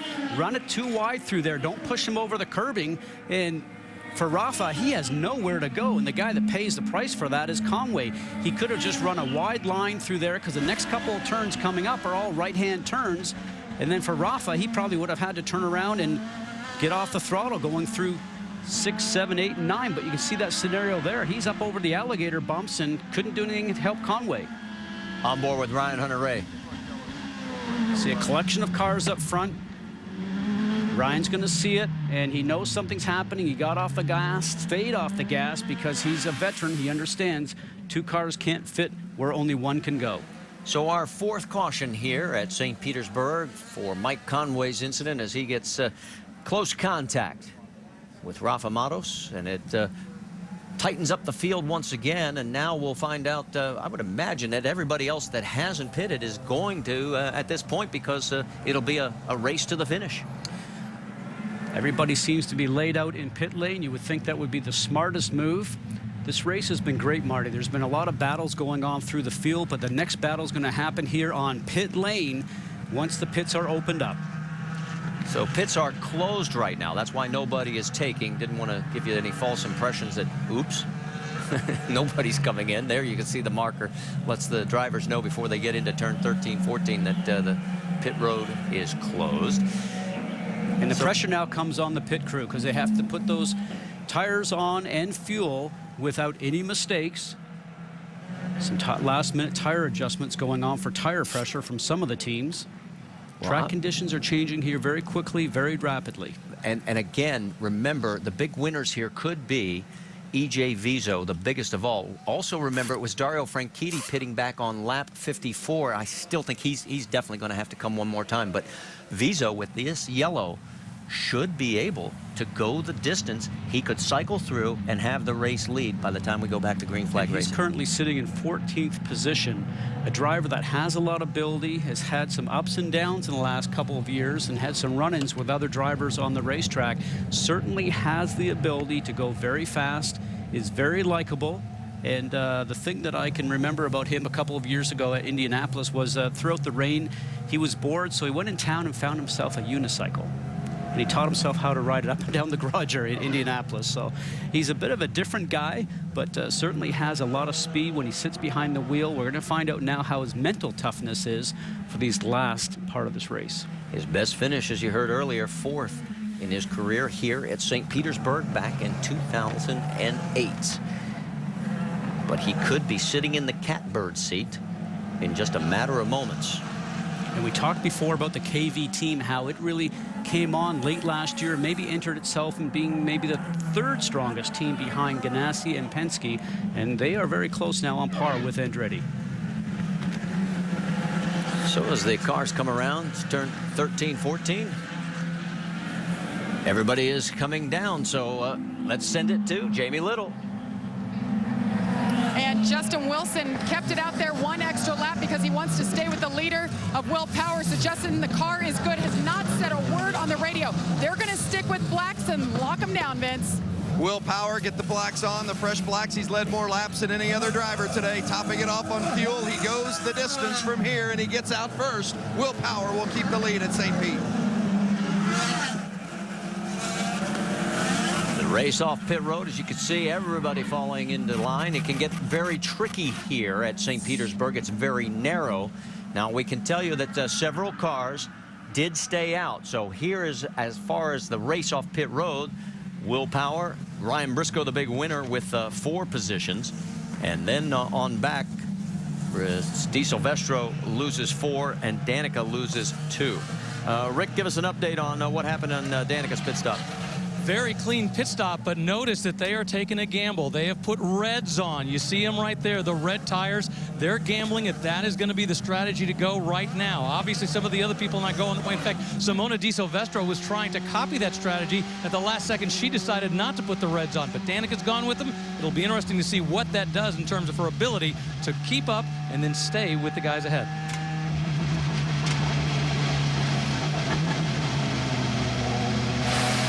Let's go back, and here is Will Power's crew on this final pit stop, as they really did a good job, and they know it.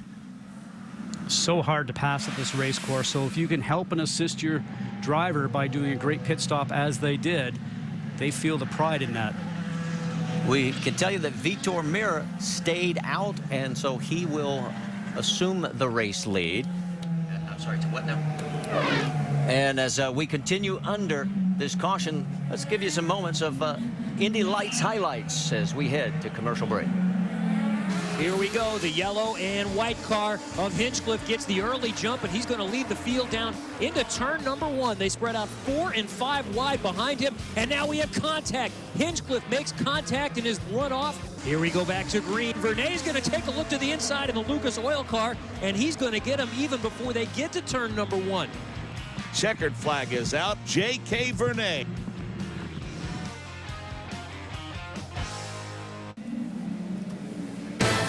ESPN's coverage of the IZOD IndyCar Series at St. Petersburg is presented by IZOD, the official apparel sponsor of the IZOD IndyCar Series, available at Macy's. And GoDaddy.com, where you can make the web your domain with a .com name for less than $1 a month. A street course is really, you've got to be very accurate with the car, and some of the corners you're almost, and sometimes you do touch the wall. You can't see over them, you can't see through them, so you're turning into these corners blind. You just hope that there's no car there when you get around the corner. You're putting a lot of energy in, you're going left and right, you know, you're pulling a lot of G's. Your hands do take a beating. You've still got a couple of scabs from Brazil. Your wrist, your lower back, your butt, your neck, I mean, everything. There is not one muscle in your body that it's not working. And anybody who doesn't think you have to be fit to be a race car driver, just try it sometimes, folks. It is very punishing. Vitor Meira is the race leader, and we're still trying to figure out why he stayed out, because he last pitted on lap 34. He's going to have to stop again, and nobody else behind him does. Well, it plays right into the hands of Viso, and when you look at the cars behind Meira, between Viso, Will Power, Justin Wilson, Briscoe, Dixon, Castroneves, Tagliani, and Danica Patrick. I mean, no matter what's going on here so far this race, everybody seems to be up front ready for this battle, Rick DeBrule. Yeah, it's all about fuel at this point. They're telling him to go to fuel as late as possible, but the goal, try and conserve a little bit, but they think he can possibly go to the end. Well, by our calculations, he should be able to, as we're getting ready to go back to green flag racing with only 31 laps remaining, and this time by it'll now be 30 as the green flag flies once again at St. Petersburg. And Meira gets a good jump on Viso. Hang on, here comes Dixon taking a peek. Can't get anything done. Now a little bit further back. That's Rafa Matos going right in front of Di Silvestro. And there's Ryan Hunter-Reay trying to pick up a spot. The snake winds its way down towards turn number 4, and everybody seems to have made it through okay. And look at all the slicing and dicing back there. You saw the bright yellow car there with Graham Rahal starting to make some moves, trying to get things done. Tony Kanaan in that mix as well. There's Ryan Hunter-Reay, Rahal, Tony Kanaan. Down that long straightaway towards turn number 10. Dario Franchitti a little bit further back. Rahal looking underneath, takes the position away. Look out, then, oh, mercy, that was close. And that was two teammates also with Andretti Autosport. Would not been very popular back in the garage area after today if they had taken each other out. But Marco tried to make it move, but he got over the alligator bumps. At least there was some room there for him. Nothing has changed up front. Meira is still your race leader. This has been where the action has been, so further back in the field in this early lap after the restart. And that is the 10 of Dario Franchitti getting underneath, and now here comes Marco trying to fight his way back. Now that is for 15th on the racetrack. It gives you an idea just how deep the field is. Here in this race at St. Petersburg, we have seen position changes all morning and now afternoon. All right, let's get an update on the strategy on that 14 car, because Vince, by our calculations, we know he's got to pit one more time. That's exactly right, Marty. That yellow came at the worst possible time for this Vitor Meira team. And remember, here's why they wanted that pit stop to come later in this race, because he's got to go to the red tires yet. He has not run the softer compound, the reds, and they're concerned about the life of those tires if they put them on for the longer stint. So you see that the ABC supply car has pulled off the racetrack on the pit lane. So Vitor Meira will come back down. He relinquishes the lead, but they've got to put on the red tires. He has not run those yet. The softer compound tires, hasn't run those yet today, and you've got to run those at least 2 green flag laps during a race. So it's a 4-tire change and fuel, obviously, for Vitor. He's got plenty of fuel to go to the end now, obviously, but the timing of that yellow flag really cost this 14 team. And now as he pulls back out, it means E.J. Vizo takes over the lead with Will Power second, Justin Wilson third, Ryan Briscoe fourth, and Scott Dixon fifth. Elio Castroneves is sixth. Look at what happened. What's wrong with Vizo? All of a sudden, Vizo pulls over. He can't be out of fuel.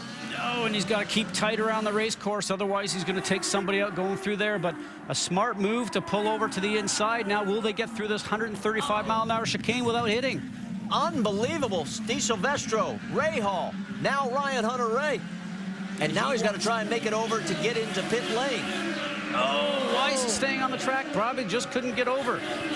This might cause a full course yellow. Certainly will help Vitor Meira get back up to the tail end of the group. And look at Ray Hall trying to go underneath Di Silvestro, and then Ryan Hunter-Ray makes contact, and Di Silvestro goes around. Oh, Ryan Hunter-Ray, what a great move. Avoided Simona. That was happening all in front of him so quickly. Now here comes that full course yellow. Still green right now. They have not shown the full yellow.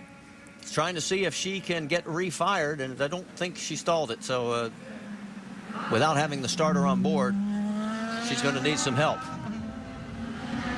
Well, this is going to be tight. They may try and dispatch the Hamaltro crew to get over there and get her started, but here we go. That's at the end of the long straightaway, Marty. You cannot take a chance down there. So our fifth full course caution, and we're still trying to figure out what happened to E.J. Vizo, his best chance at victory.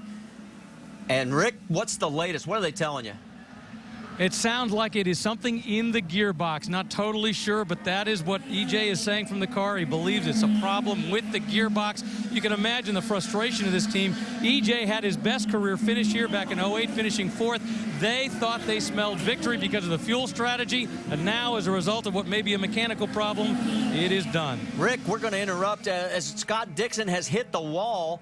And we don't know exactly where that is on the race course. Oh, I think he hit the inside wall on the right front wheel from the damage I saw in the car. And then he went off and hit the wall itself. Now, let's watch to see how this goes. Watch the right front wheel. Hits right there and goes off into the outside wall. We've seen that quite a few times with drivers here, because when the car sits stationary, you can see that the right front wheel has been broken. That's usually by clipping that inside wall. That is turn 9 2 years ago. The same thing happened to Tony Kanaan in a qualifying session. And look at the speed bumps that have occurred to some of our top names here. Elio 20th, Dario 19th, Ryan 23rd, and now Dixon 22nd in 08, 16th last year, and now another tough break. And here is EJ Vizo. He has finally nursed it back to pit lane, and the engine's, look at him just shaking his head. He can't believe it. Cannot believe it. Well, we talked about how this will help Meira get back up to the back end of the crew, but right now EJ is not down a lap, but the group is starting to come back through the back section, and if they don't get this fixed and get him out, then he's going to turn around and go down a lap. So Simona gets refired. She'll get back out there. And let's get caught up with Jimmy Vasser. He's with Vince. Jimmy, any indication as to what happened with EJ's car? Yeah, he came on the radio and said something with the gearbox, which is really unusual because the things are pretty much bulletproof. Just very disappointing for the guys. You know, the whole team was doing a great job. We put ourselves in a position there, good to go from the end. Caught that yellow. EJ was doing a great job, but just very, very disappointing. Heartbreaker for the KV group. It really is. I mean, since coming over a couple of years ago after unification, this team has been working their way up as here comes Simona into pit lane, and heartbreaking end for their day. Let's go back and show you while she gets ready to get a new nose put on. Take you back and show you what happened once again down in turn 1. Turn 1 is always a very busy spot. Now let's watch the screen to see what happens. She starts to get turned in. Rahal is there, and then Rahal drives over the front of the nose. I thought she did a good job trying to give a little bit away, but now watch what happens. Rahal's just got his car going around just a bit too much, can't get it slowed down, ticks the back of her car, knocks it around. You'll see his left front wheel come in and just hit the right rear of her car, sends her around a little bit. She did a great job, Marty. She was giving some space to the Dollar General machine. Now we're going to go on board here with Ryan Hunter-Reay.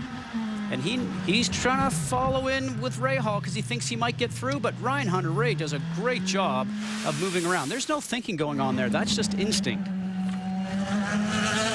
So Simona gets the new nose and heads back out onto the race course. And while we've got a moment, let's talk about the NCAA Women's Championship because it's going to continue on ESPN tonight. We've got regional final action. Number 4, Baylor against number 2, Duke at 7.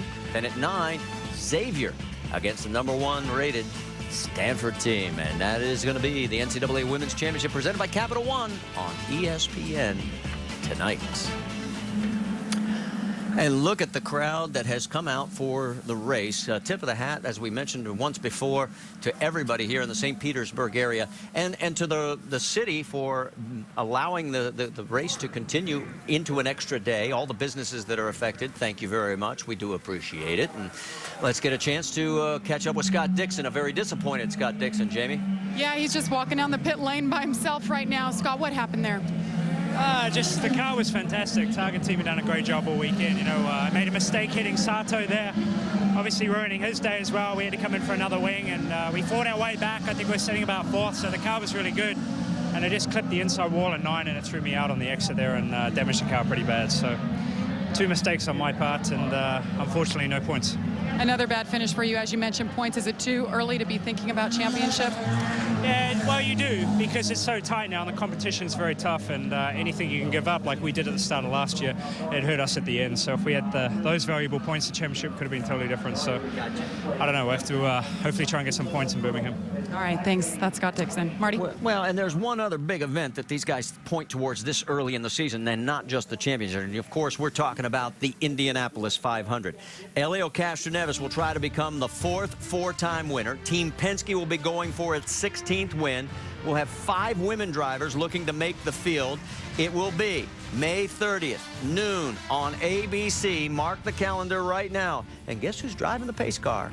Good Morning America's Robin Roberts, a former employee of ESPN. And she's looking forward to that. And she's going to do a great job. That should be very interesting. And I just also read a note this morning that Andretti Autosport will announce a 5th entry for the Indianapolis 500 down at the Indianapolis Motor Speedway this Wednesday. So their group is going to grow.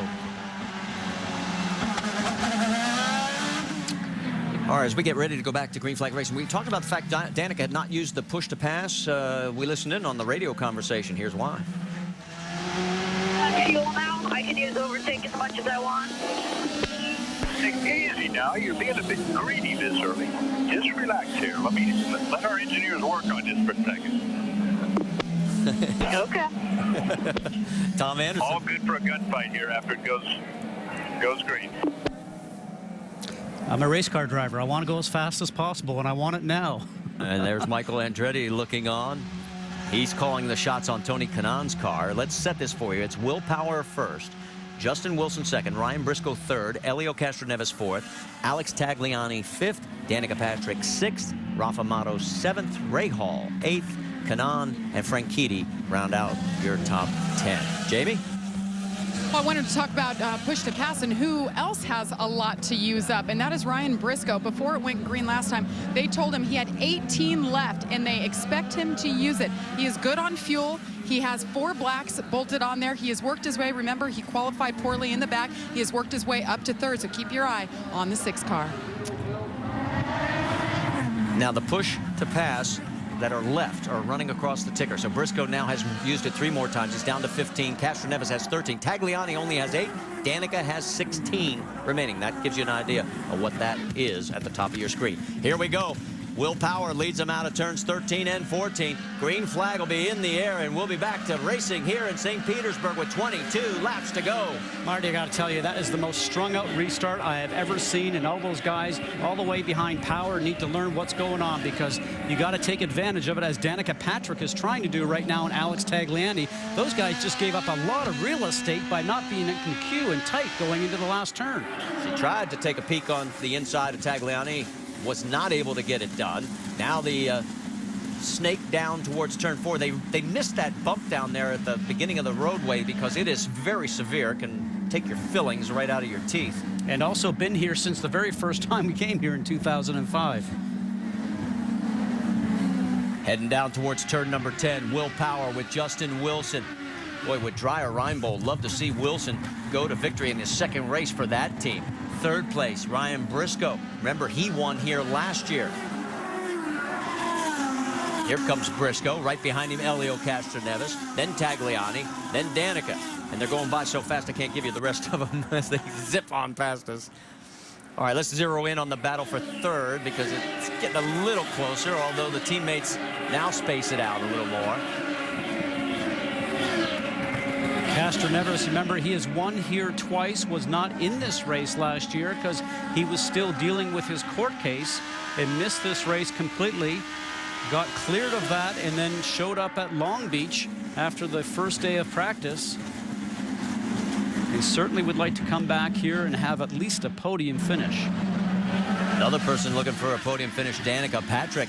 Remember, it has been a very hard weekend for that team. And a couple of cars back, Graham Rahal looking to secure some sponsor dollars to complete the season. He's got a 2-race deal with Sarah Fisher Racing, and right now doing an excellent job running 8th. And you're right. It's got that Dollar General machine up there running 8th, and that is impressive because they have gone through a host of problems this weekend. As our Rick DeBrule was mentioning earlier, they changed everything on that thing except the kitchen sink, and I give him a lot of credit for driving the wheels off that thing. They will learn, they will improve, and make it better. Ryan Hunter-Ray, another one of those Andretti Autosport drivers, very competitive. All in the queue here. Are we going to start using our push to pass? Let's watch. Well, and Hunter Ray's down to 5, so he is burning them up, trying to fight his way because he knows it's go time. We have 20 laps remaining on this 1.8-mile circuit. Vince, what's the latest on Ryan? Well, Ryan Hunter-Ray's been working with this race car throughout the course of the day, just trying to get it to be a little more comfortable. It hasn't been handling to his liking, and this is a guy that already feels the pressure with that IZOD logo on his car. IZOD, of course, the title sponsor of the series and also the sponsor on his car. And Ryan Hunter-Ray told me this weekend, he said, I feel like we've got to perform every week. We don't have a full season deal. We need people to come on board from a sponsorship standpoint, and to do that, I've got to perform. And then you toss in the fact that IZOD is on the car. He said, I feel a lot of pressure to do well, but I'd say, guys, he's standing up quite well under that pressure. He was second at Brazil and running in the top half again today. Yeah, he's all over. You can see Franchitti right in front of him, and that's Tony Kanaan just 2 cars up. You look at the names that are in this field, Marty, I mean, all the way through, there is nobody here that you would not say is capable of winning this race. I mean, all the way through the top 10 and even further on. Ryan Hunter-Ray is in 11th, Andretti is in 12th. It just goes on, it's so thick. To be able to make up a spot on the racetrack is so difficult because everybody is just so strong in this series right now, so competitive. Well, we've tied for the most leaders in this race at 8. We've broken the record for lead changes. The old record was 9. We now have 10. Does that give you an idea how balanced the field is this year? Move our coverage up to another man who's going to be making a full season run. That's Alex Tagliani right there in the 77. As you can see, he is running just ahead of Danica Patrick in 5th, Rick DeBrule. And they used a little pit strategy to do that. In the last stop, he came in and got fuel only, did not change the tires. As a result, they've told him you've got to watch those tires. You've got to make sure that you don't abuse them during this last stint. But another guy who's had a big change over the last season, he's now part of this team in terms of being a team owner, looking to get as good a finish as he can today to project for the rest of the season. And so far, the strategy is working. But once again, he has to make sure he babies those tires as much as possible. And with Danica right behind him, like you can see, that's not going to be easy. Alex, the pride of La Chesnay, Quebec, the only Canadian in the series. 10 countries represented, 6 from Brazil, 4 from the U.S., and 4 from England.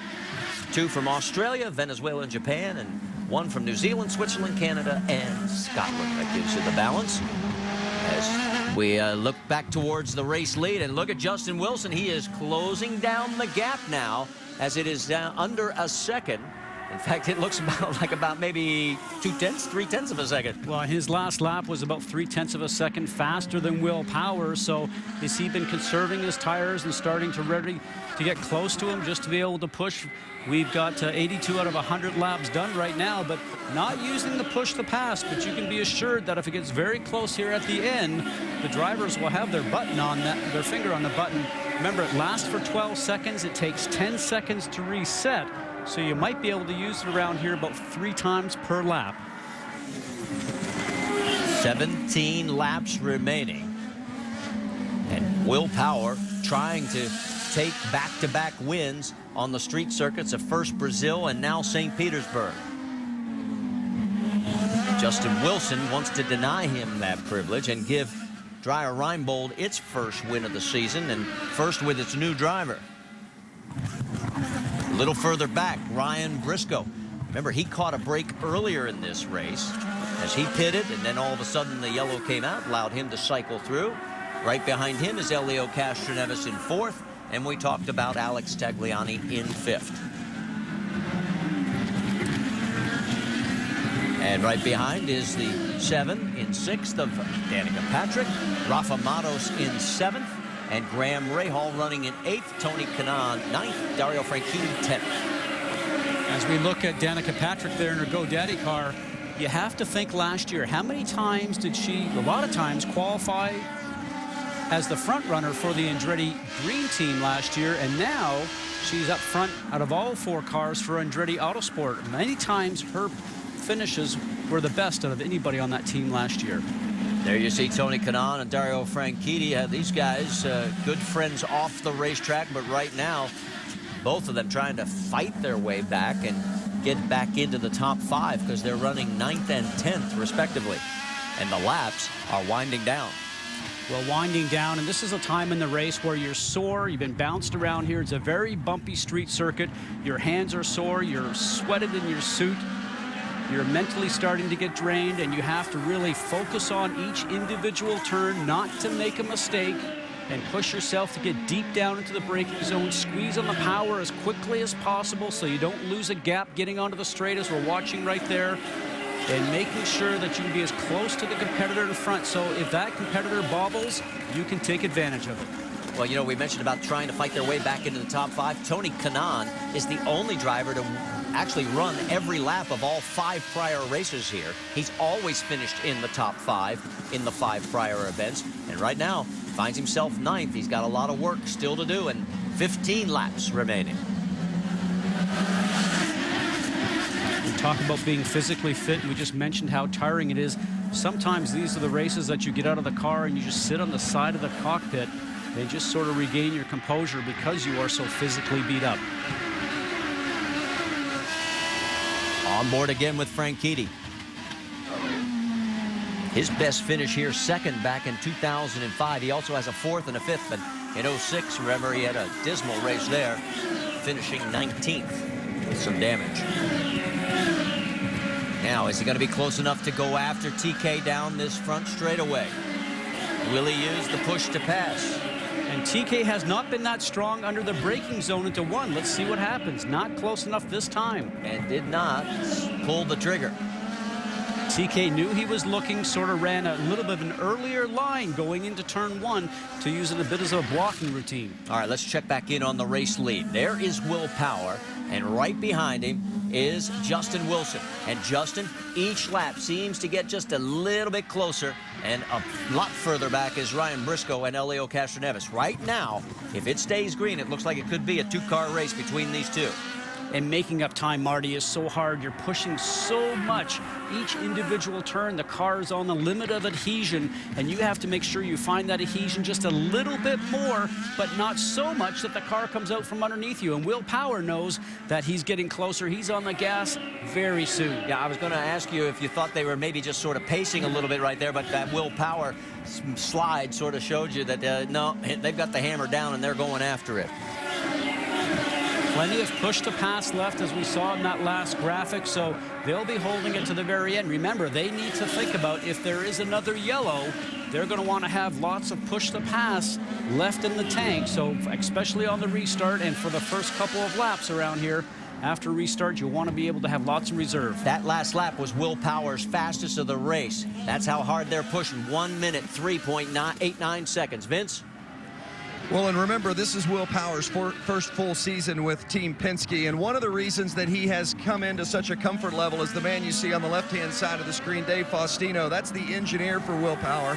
They worked together at Walker in 2007 and also at KV Racing in 2008, and in fact, Derek Walker recommended Faustino to Roger Penske. They went to Will Power and said, what do you think about bringing Faustino in to be your engineer? He said, absolutely, I'd love to work with him again. And Will cites that familiarity with Faustino as being one of the key reasons he's been able to transition to this team without missing a beat, and also helping the other drivers, Elio Castroneves and Ryan Briscoe. And if you ask Roger Penske, what's the secret to success? He will always answer first. It's about the people. And another person that is on that team from Walker Racing is Elio's engineer, Ron Rzuski, who was also an engineer many years ago at Walker Racing. You're right, it's all about the people and the harmony of how they work together. And remember, Derek Walker was a past employee of Roger Penske many years ago also. Okay, the number you're seeing across the top of the screen right now, after the name, is the laps that they have run since they last made a pit stop. So that gives you an idea. You can see we move through the field. Should not be a problem as far as fuel for anybody up front. You can run it as hard as you want. They've all got enough gas to get her to the end.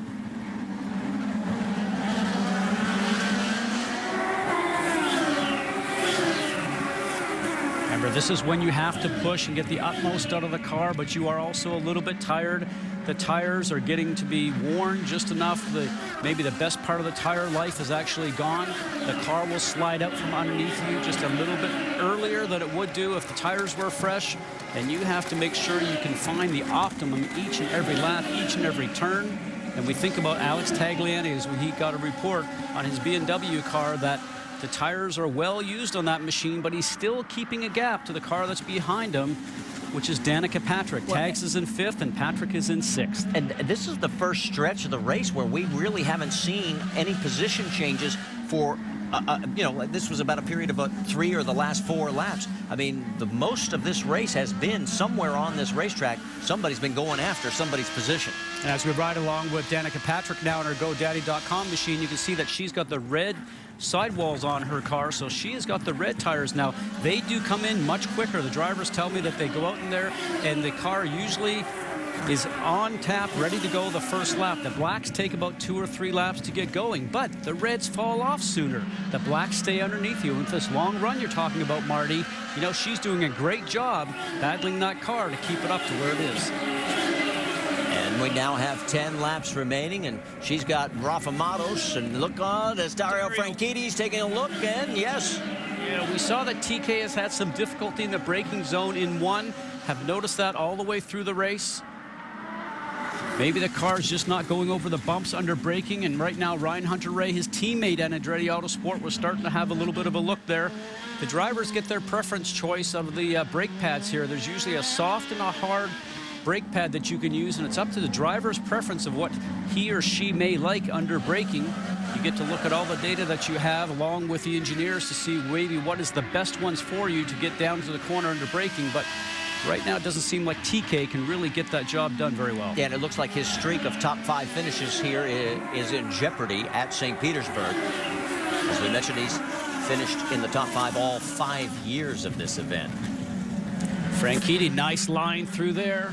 Right down to the apex. Does he get on the back? Oh, look at Rahal just slicing against the wall.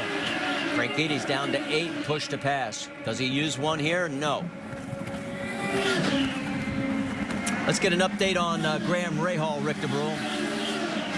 Yeah, the car's fine right now. They made some adjustments earlier in the days. Running on a set of blacks, he's okay. The thing with Graham this weekend is he has felt a lot of personal pressure. Coming from the team where he's done so well, he was on the pole here last year. 2 years ago, he won. He knows he can do well on this track. He wanted to bring a lot to the team. The team said he has delivered. He has given him so much information that they were able to work with, even though they didn't feel they had the right strategy in terms of the setup going in. But as you can see, all things considered, he's in a racy position. He's doing okay right now, but he just got to be able to hold off Franchitti.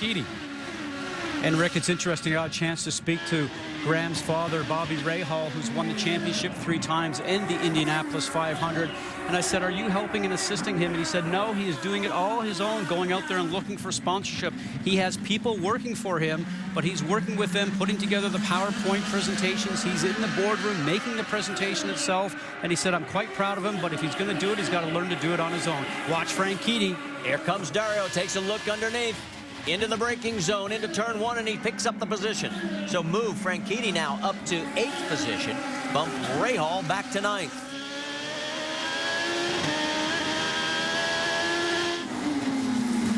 Danica Patrick still trying to hold off the ever-closing Rafa Matos, and now Dario Franchitti. And I think those reds have basically fallen off because she is losing contact with Alex Tagliani in front of her. And she's certainly holding up the queue right now. And in this situation, I think that you're going to see Franchitti, if he can have a run on Alex Tagliani, he might just get himself up there because his car seems to be working not too bad. Now, Tag sees in his mirror that Franchitti is getting close. Excuse me, Rafa Matos is going to end up having to look in his mirror and see that Franchitti is getting close, so he knows that he's got to get himself past Danica Patrick. Let's see what happens coming off turn 14 here. Rafa, just a little bit of wiggle coming off the turn. Looks like it's going to be slow going down the straight for him. Here comes Franchitti looking on the inside of Matos. On board with Dario. Down into 1, he picks up another spot. So Franchitti, who spun on the opening lap of this race, has fought his way back and is now moved into 7th. And so for Rafa Matos right now in that HP car, he wishes that he had got himself past Danica Patrick earlier because he knows he probably could have made some space in between there. Now he's going to have the rest of the guys chomping at the bit behind him. So the man on the move right now is right there in that number 10. Dario Franchitti, last year's champion of the series. They head down towards turn 10. Now with the red tires that's on Danica Patrick's car, when they start to go off a little bit, because they're a softer compound, the car starts to squirm underneath you. You try to put your foot on the gas to come out of the turn, and the car just wants to wiggle underneath you. And with the blacks that Dario Franchitti has, power down should be maybe just a little bit better. Push to pass. Danica's down to 4. Franchitti's down to 5. He won't be able to get her on this one. What he's got to do this lap is take the lap and start to fill the mirrors of Danica Patrick. Look on the inside and make sure that Danica knows that he is there. Heading down towards turn 4. Danica holding off the ever pressure of Dario Franchitti. Nothing has changed up front. Will Power still leads Justin Wilson. This is the best battle we have on the racetrack. That's the idea of what's going on up front. You can see the gap. Jamie, what's the latest on Justin Wilson?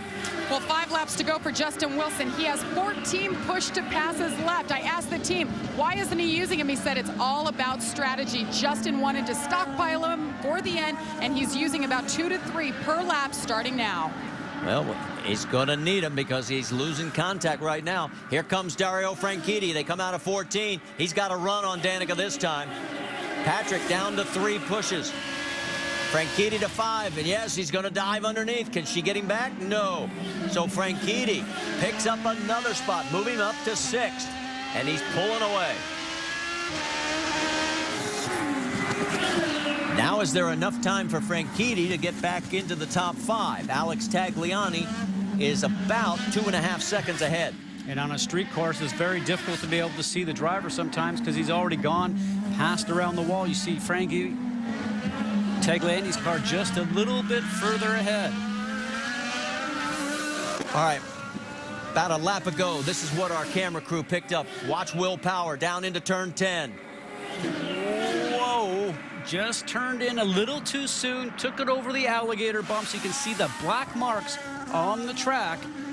And the lap previous to that, Wilson was probably about 0.3 of a second slower, and that lap that we just completed where you saw that squiggle from Will Power, he was actually 0.5 of a second slower. So Justin Wilson has gained a 0.5 second on him. Now Will Power's feeling the pressure, pushing the car, and I talked about getting the car past its limit just a little bit, but you cannot make a mistake like that.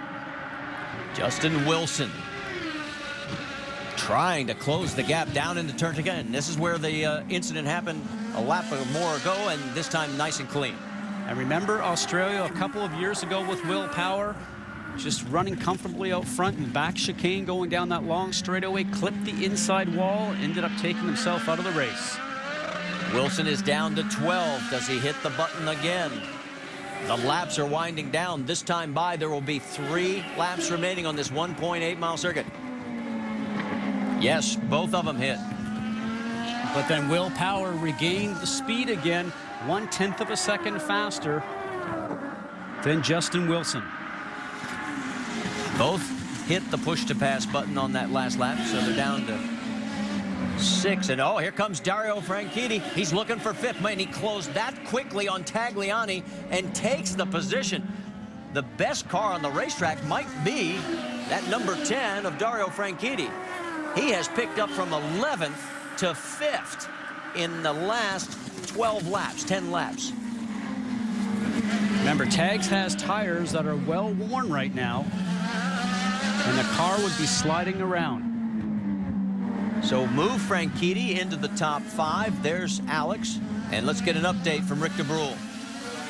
Yeah, as you were mentioning, Scott, just a moment ago, he's been running on tires that are on a second stint. Remember, they didn't change last time, and all the time they kept giving him the countdown. They kept saying, Dario's coming, 2 seconds. Dario's coming, 1.5. He knew he was coming, just wasn't anything he could do. Battle for 3rd is starting to heat up. Ryan Briscoe has got it, and Elio Castroneves wants it.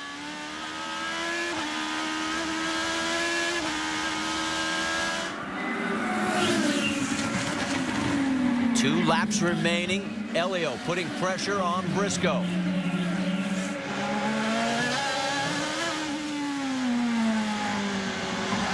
Down through turn 8, turn 9. Not close enough. Oh, and he gets a little wheel spin.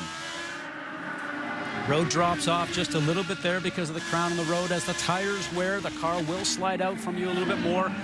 What Elio's got to do, though, is be on the tail of his teammate's car going through this fast section down here through 13 and 14 and get a good run off if he wants to have a shot at passing him down the front stretch. Team Penske running 1st, 3rd, and 4th. There you see all 4 cars as the white flag comes out. 1 lap remaining for Will Power to make it 2 in a row and to make another statement that, boys, you're going to have to deal with me on the road and street courses if you want to go for the championship. Briscoe used another push to pass to hold off Elio.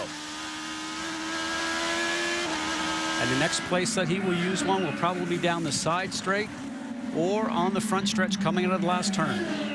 And look at the freight train now closing on Alex Tagliani. He is in 6th. There's Danica running in 7th.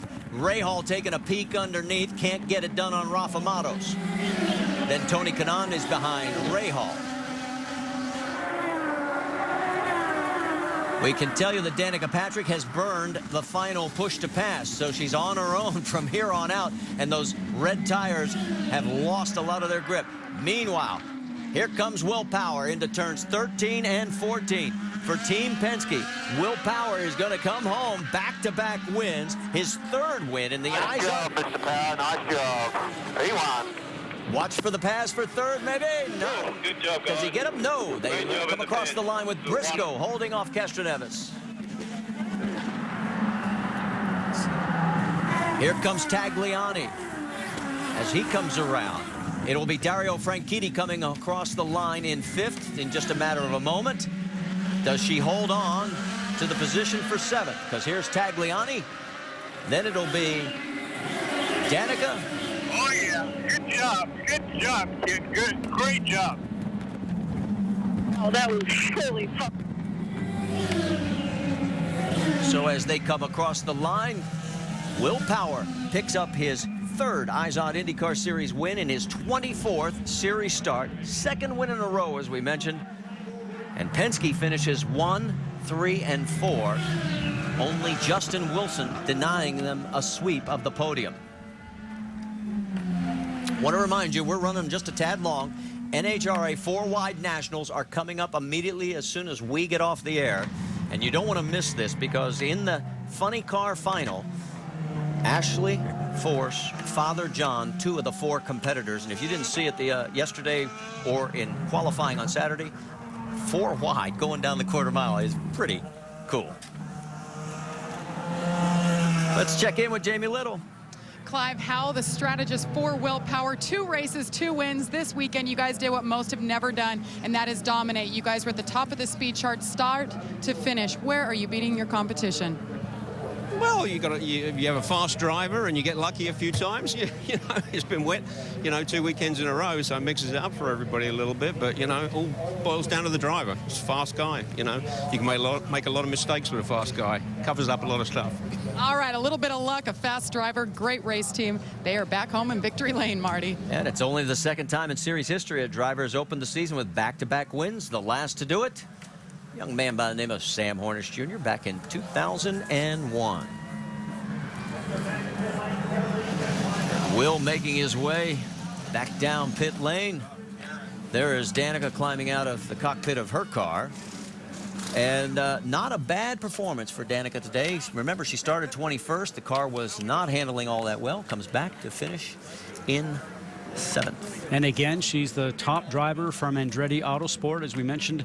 Top driver many times last year, and she finished 5th in the points championship. So great job for her this weekend. But the man of the hour is Will Power. And it's 2 in a row. As we said, he is making a statement with 9 races in the series this year on the street and road courses. He has inserted himself as one of the guys, if indeed the guy, to beat. I mean, we get ready for Indianapolis, of course, but right now he is on a streak. Well, on these road and street circuits, I think absolutely. Kansas might be a little bit different. His teammates might have more experience there, but everybody in the paddock knows that this is a very special talent behind the wheel. Well, if he can get better on the ovals, he's going to be a holy terror, so to speak, because right now he is the man on the road and street circuits. Vince, let's send it down to you. Well, last week he won at Brazil by leading just 4 laps. Today, a much more dominating performance for Will Power and the Verizon crew. And Will, if last week's Helio Castroneva is coming in, and as you may know, Will Power, a full-time driver for Penske for the first time this season. If last win at Brazil, the last win at Brazil, gave you the confidence that you were back and you were healthy again and you could be fast, what does this win do for you? Oh man, it's just great. It's Verizon's first year and first full season, and we're out to win the championship. So really happy for all the Verizon guys and my crew, and perfect pit stop, good race, perfect weekend, pole and a win. Can't get much better than that. Late in the race after that final pit stop, EJ Viso was ahead of you there. What went through your mind as you saw him start to slow down? Yeah, well, I knew he had to save fuel, but then he had a problem in the end anyway. But yeah, man, that was close. Yeah, he sounded like his gearbox broke, and I didn't want to nail him from behind. I knew Wilson would be coming, so I picked a side and went for it. Will Power, the winner at St. Petersburg. Let's go to Jamie Little. And Justin Wilson finishes second, says, do I really have to go behind him again? Yes, you finished second. Take us through this race, though. You had a different strategy working than the winner, Will Power. Yeah, we were just in that last stint running flat out, but earlier on there's 2 strategies working out, whether you do a 3-stop or 2-stop, and just trying to make the most of it. We're pushing hard, and everyone on the Dry Reinbold team did a great job in that last pit stop and leaped the Z-Line design car up until we were behind Will. So that put us in the best position. From then on, it was just trying to put Will under some kind of pressure. I could see him getting sideways a few times, but just not enough to get a run. And I may note, you guys were almost out of fuel when you came in for that last stop. But let's talk about the push to pass. You saved 14 with 5 to go. Larry Curry coming in, your strategist. You saved twice as many as the man who won. Was that the right move? I thought you know, I couldn't quite use it to get by people, so I was saving it up for the last stint where I could really push hard and, you know, see if I could make a difference that way. But, you know, it didn't quite work out today. The straights aren't quite long enough, but yeah, I had fun.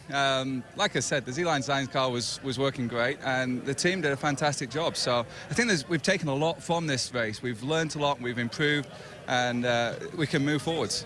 All right, Justin Wilson brings it home second. Let's go over to Rick. When we were sitting here talking with Ryan Briscoe, he's asked me, what was I doing before this? I think I was waiting for you to get here to Victory Lane. Let's talk about your weekend. Didn't start off so great, not quite the qualifying you wanted, but you said the race strategy worked for you. Yeah, it worked out great. You know, qualifying was a mess for us. I think we underestimated the competition of the field. It's so tough out there, and there are so many fast cars and drivers. We just had the wrong tyre on in qualifying, and we ended up on the 10th row, so it was a bit of a shock. You know, we'd been quick in practice, so we knew we'd have a good car for the race. And we had a plan going in. We were going to do the opposite to the leaders. We were going to get off sequence, and that way we'd be able to turn some quick laps with some clear track and make up track position. And it worked out beautifully for us. You know, we pitted early, got out there on my own, and it was tricky while it was still a bit damp, but we kept all four wheels on the island, and you know, it felt great at the end of the race to be up the front there in the top three, and really happy for Will Power as well. Don't you love when you have a plan and it actually works? Yeah, it doesn't always work that way, but you know, after Brazil, I was just telling myself to be a bit calm out there, and we need to get the points for the championship, and hopefully we can get them back one race at a time here. Just got to knock off that teammate of yours. Yeah, well, he's doing a great job, and we're all learning from each other, and I'm learning a hell of a lot from him too.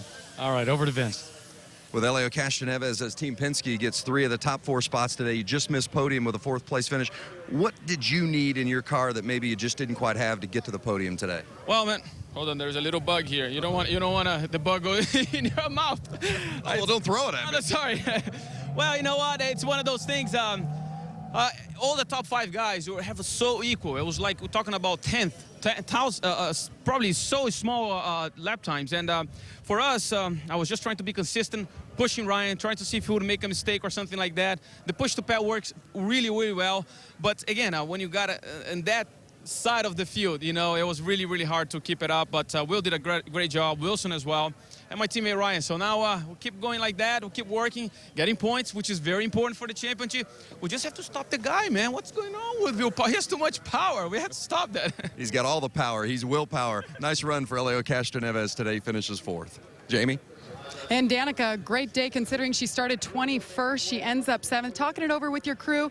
New race strategist, just 2nd race together. What do you think of the calls and how you guys communicated today? Yeah, Tom Anderson, he's calling my races now, and everybody did a great job. I mean, we were definitely starting in the back, and we had to take some chances, and you know, probably one of the first chances we had to take on the GoDaddy car was having those black tires on when it was still wet out, which those things were taking like 4 or 5 laps to come in when the track was good and fine and hot outside. So, you know, I was way too conservative. I just didn't want to do something dumb in the first 10 laps. And, you know, then it was just about saving fuel. So we saved a bunch of fuel, and luckily we were able to go through and stay out there till that last yellow because, or the second to last yellow because, you know, they had told me L3, L2, L1 again, stay out there, and that's when the yellow came out. So, you know, it was really good to get the GoDaddy car a decent finish today, and you know, we want more still, but